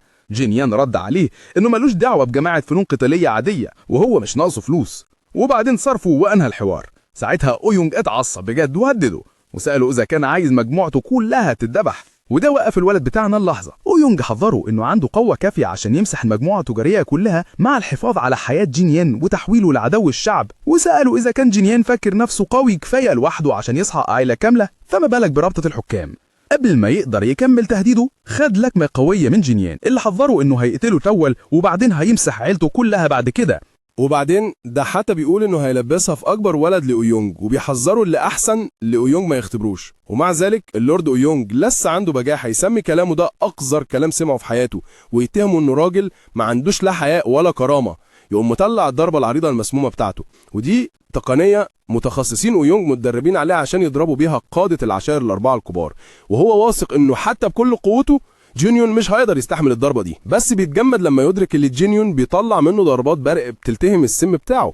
وفي اللحظة اللي بعدها جينيون بيلكمه لكمة بالطياره في الحيطة وبيقع على الأرض وبيكح دم. جينيون بيعلبق ويقول إن أويونج أضعف بكتير مما بيتظاهر. أويونج بيقول له اقتلني دلوقتي، عشان مهما كانت النتيجة جينيون هيبقى عدو الشعب بعمله ده، ورابطة الحكام هتيجي وراه برضه مهما حصل. أويونج بيصر جينيون أكيد هيخسر. لما جينيون بيسمع كده بيقرب من أويونج وبيوشوشه في ودنه بكلام اسود وبيقول له انه هيندمه على الكلام ده طول عمره. بعد شويه الناس كلها بتشوف جينيون بيجر اللورد أويونج بين شعره وهم مصدومين من حالته، بالذات ولاده. ميونج بيحتج، بس جينيون بيسكته وبيحذره انه هيعاني نفس عقاب ابوه. ابن تاني قلقان على حياة ابوه، بس جينيون بيرد يقول انه عايش دلوقتي، وبيأمر رجالته يجهزوا عربية. اكبر ولد لأويونج بيسأله ايه السبب اللي بيعمله ده. جينيون بيرد ويقول ان ابوه مهدد انه يذبح مجموعته التجارية ويلبسها له، وده بيخلي الكل مذهول. وبعدين بيعلن انه رايح لرابطة الحكام عشان يبلغ عن الموضوع بنفسه، وبيطلب من حراس أويونج يروحوا معاه كشهود. قبل ما يكمل كلامه جين بيشاور للا ان رابطة الحكام ملهاش مقر اساسي، وبيقول له ان الاجتماعات عادة بتتعمل في بيوت رؤساء العشائر، وبكده ممكن يروح لعزبة عشيرة موجانج اللي هي اقرب حاجة. وبكده بيأمر حراسه والاخوات يوك يراقبوا تلاميذ وابناء اللورد أويونج، وبعدين بيلتفت لاخوه اللي في نصه بيأمره يعمل تقرير عشان يقدموا لتحالف ميراما عن اللي حصل النهارده، وبعدين بيتجهوا ناحية عزبة موجانج. في الوقت نفسه في العربية أويونج مربوط بالحبال وبيسأل رايحين فين؟ جينيون بيرد عليه بعدها على طول. أويونج بيطلب من الحارس بتاعه يجيب له مية عشان ريقه ناشف. الحارس بيتردد، مش عارف الواد بتاعنا هيوافق ولا لا، بس جينيون من ناحيته مستغرب ان السيد عشيرة بنفسه بيطلب مية وبرضه مش راضيين يدوله، فبيفهم ان الراجل ده اكيد قاتل مأجور يقوم حرقه ببرقه. بعدها السواق بيسأل ايه اللي حصل، بس جينيون بيقول له كمل سواقه، وبعدين بيبص على الحارس تاني ويسأله عن جمعية القتلة بتاعته، فبيشرح له ان اسمها جماعة الذهب والفضة للقتلة عشان بيتصنفوا عادة برتبة ذهب أو فضة، وهو نفسه قاتل مأجور برتبة فضة. جينيون بعدها بيسأل اللورد أويونج عن تكلفة توظيف ناس زي دول، بس أويونج متردد يرد، فالواد بتاعنا بيهدده انه هيكسر له حتة من جسمه، فبيضطر يوافق. بيعترف انه دفع 800 نيانج، اغلى بكتير من سعرهم العادي، بس الواد بتاعنا بيقول له انها ما كانتش تستاهل حياته، عشان المفروض رئيس جماعة القتلة كان هيقتله بعد ما يذبح مجموعة التجار كلها. وبيشرح ان دي الطريقة اللي العشاير بتمسح بيها اثرها الوسخة، وبيضيف ان دي الطريقة المعتادة اللي العشاير بتمسح بيها اثرها، فبالطريقة دي حياته ما تسواش اكتر من 800 نيانج، وبينصح القاتل المأجور انه يتدرب اكتر عشان يعلي قيمة حياته. جينيون بيغير نبرة صوته وبيقول اللي بيقتلوا الناس عشان الفلوس ما ينفعش يتسموا بني ادمين اصلا، وكمان بيسقف بسخرية لهدف القاتل في الحياة. وبعدين بيقول ببساطة ان مجموعتهم ان فيها 3 قتلة مأجورين دلوقتي، فيها 1 مصاب و1 ميت. بعد شوية بيوصلوا لعزبة مويونج، الكل بيتعلف على اللورد أويونج ومستغربين من الوضع ومن هوية جينيون. أخيرا مويونج بين زعيم عشيرة مويون بيوصل وبيسأل عن حالة أويونج، وبعدين بيبص على جينيون وبيعرف نفسه. جينيون كمان بيعرف نفسه بس مش فاهم قوي عشان آخر مرة شاف مويونج تشو كان زعيم العشيرة. بين بيسأل ايه سبب ان زعيم عشيرة أويونج بيتسحل على ايد جينيون كأنه مجرم. جينيون بيعرض انه يجاوب وبيشرح الموقف كله. واحد من مساعدين بين بيقول ان الموضوع ده خطير، خصوصا وان المورامالاي الاتحاد هيشم الخبر قريب، بس بين بيوقفه ويسأله ايه غرض جينيون من انه يجيب الموضوع ده ليه بالذات. بيقول انه شاكك ان جينيون فاهم خطورة جمعية الحكام كويس، فبيفترض ان جينيون جاي يكشف الحقيقة من بدري. وبعدين الواد بتاعنا يسأل عن خطته عشان يحل المشكلة دي، عشان ممكن في الاخر تقع عليه هو. بين شايف ان الحل الصح هو انه يقضي على الخطر، بس واحد زي أويونج لما يقول قتل الموضوع ممكن يكبر بسهولة ويخلي عشيرة أويون أوياه أعدائه، وكمان يحطه تحت مراقبة تحالف الموريوم. في اللحظة دي أويونج يزعق في بين ويقول له ان هو اللي عمل كل الفوضى دي وان سخريته هي اللي وصلته لكده، وبعدين يتوسل إليه عشان يساعده ويوعده انه هيعمل اي حاجة في المقابل. بين يوقعه على الارض ويقول له ان أويونج ما عندوش ذرة كرامة، وبعدين يؤمر رجالته يقبضوا على القتلة ويخليهم عايشين تحت المراقبة. وبعد كده يعتذر بأدب عن كل اللي عمله أويونج ويأكد ان جمعية الحكام مش هتساند العشيرة تاني، وبعدين يعزم جينيون على الأكل وجينيون يوافق. بعد شوية الأكل يتحط قدامهم وجينيون ياكل براحته. في نفس الوقت بين مش قادر يفهم ازاي واحد زي جينيون اللي هزم شيخ عشيرة أويونج ممكن يكون موجود. عشان يختبره يسأله ايه الخطة اللي جينيون هيتبعها عشان يحل الموضوع ده، عشان مهما حصل ما ينفعش يقتل سايونج، لازم يتعامل معاه بطريقة معقولة. جينيون يسأله عن خطته هو الأول، فبين يبدأ يشرح خطته إنه يبعت سايونج لتحالف الموريوم، وده ممكن يخلصهم من أفعال سايونج ويلبسوا المسؤولية لعشيرة أويونج. ده غير إن جمعية الحكام مستعدة تتحمل الضرر عشان تحافظ على مكانتها، وهو متأكد إن شيوخ العشائر التانيين هيوافقوا. جينيون تعجبه الخطة، وبعدين يسأل إذا كان شيخ العشيرة اللي فات مويونج تشو عمل مراسين القاعدة الذهبية في غسل اليد، ودي زي طقوس التقاعد كده. لما بين يسمع كده يعلب ويقول إن جينيون بطيء في أخبار عالم الجونج هو عشان أبوه مفقود بقاله سنة، ويتفاجئ من كده. بين يشرح إنهم بعتوا فريق بحث من الأعضاء الأساسيين في العشيرة بس ما لهمش أثر. في اللحظة دي الواد بتاعنا يفكر إن ده نفس الوقت اللي هو اتجسد فيه في جسم جينيون، ده معناه إن تشو كمان مات معاه، فيسأل إذا كان تشو عمره ما كان له عداوة مع الطائفة الشيطانية. بين بيرد الطائفة الشيطانية ساكتة بقالها 20 سنة، ولو كانوا هيظهروا تاني كان زماني عرفت. وبعدين أشك إن الطائفة الشيطانية ليها سبب تستهدف أبويا. ساعتها افتكر حياته اللي فاتت اللي برضه ما كانش ليه علاقة بالطائفة، بس فجأة اتكمن واتقتل. عشان يقيم الموقف سأل بن أبوه ممكن يوصل لفين لو اتكمن من كام سياف. بن رد أبوه مش أي حد يتغلب عليه بشوية سيوف. الواد بتاعنا وقتها أشار طب لو السيوف دول أجسامهم ضد السلاح. الكلام ده لخبط بن. دلوقتي افتكر آخر مرة حاول يهاجم القتلة دول، افتكر ازاي نجوا حتى بعد ما ضربهم بطاقة البرق بتاعته المرحلة 9. عارف ان مفيش بني ادم عادي يستحمل حتى طاقة البرق المرحلة 9، مش مصدق ان حد زيهم يقدر يستحمل قوته، فاستنتج ان اكيد اجسامهم ضد السلاح او حاجة مستحيلة زيها. ولو رجالة بالقوة دي بما فيهم الساحر اللي سيطر على جسمه زمان اتجمعوا، يبقى مفيش حد يقدر يواجه قوة زي دي غير اللي فوق السما. فهو متأكد ان بن مش هيلاقي اي اثر لابوه ولا للطائفة الشيطانية، بس برضه مش فاهم سبب السرية دي ولا دافعهم الحقيقي من اللي بيعملوه ده. في الوقت نفسه في مكان منعزل ست معروفة باسم الشيطان السماوي بتكلم راجل اسمه صياف الشيطان، وبتبلغه انهم لقوا ملك السيف. صياف الشيطان وقتها امر الطائفة بتاعته يجهزوا للصيد على ملك السيف.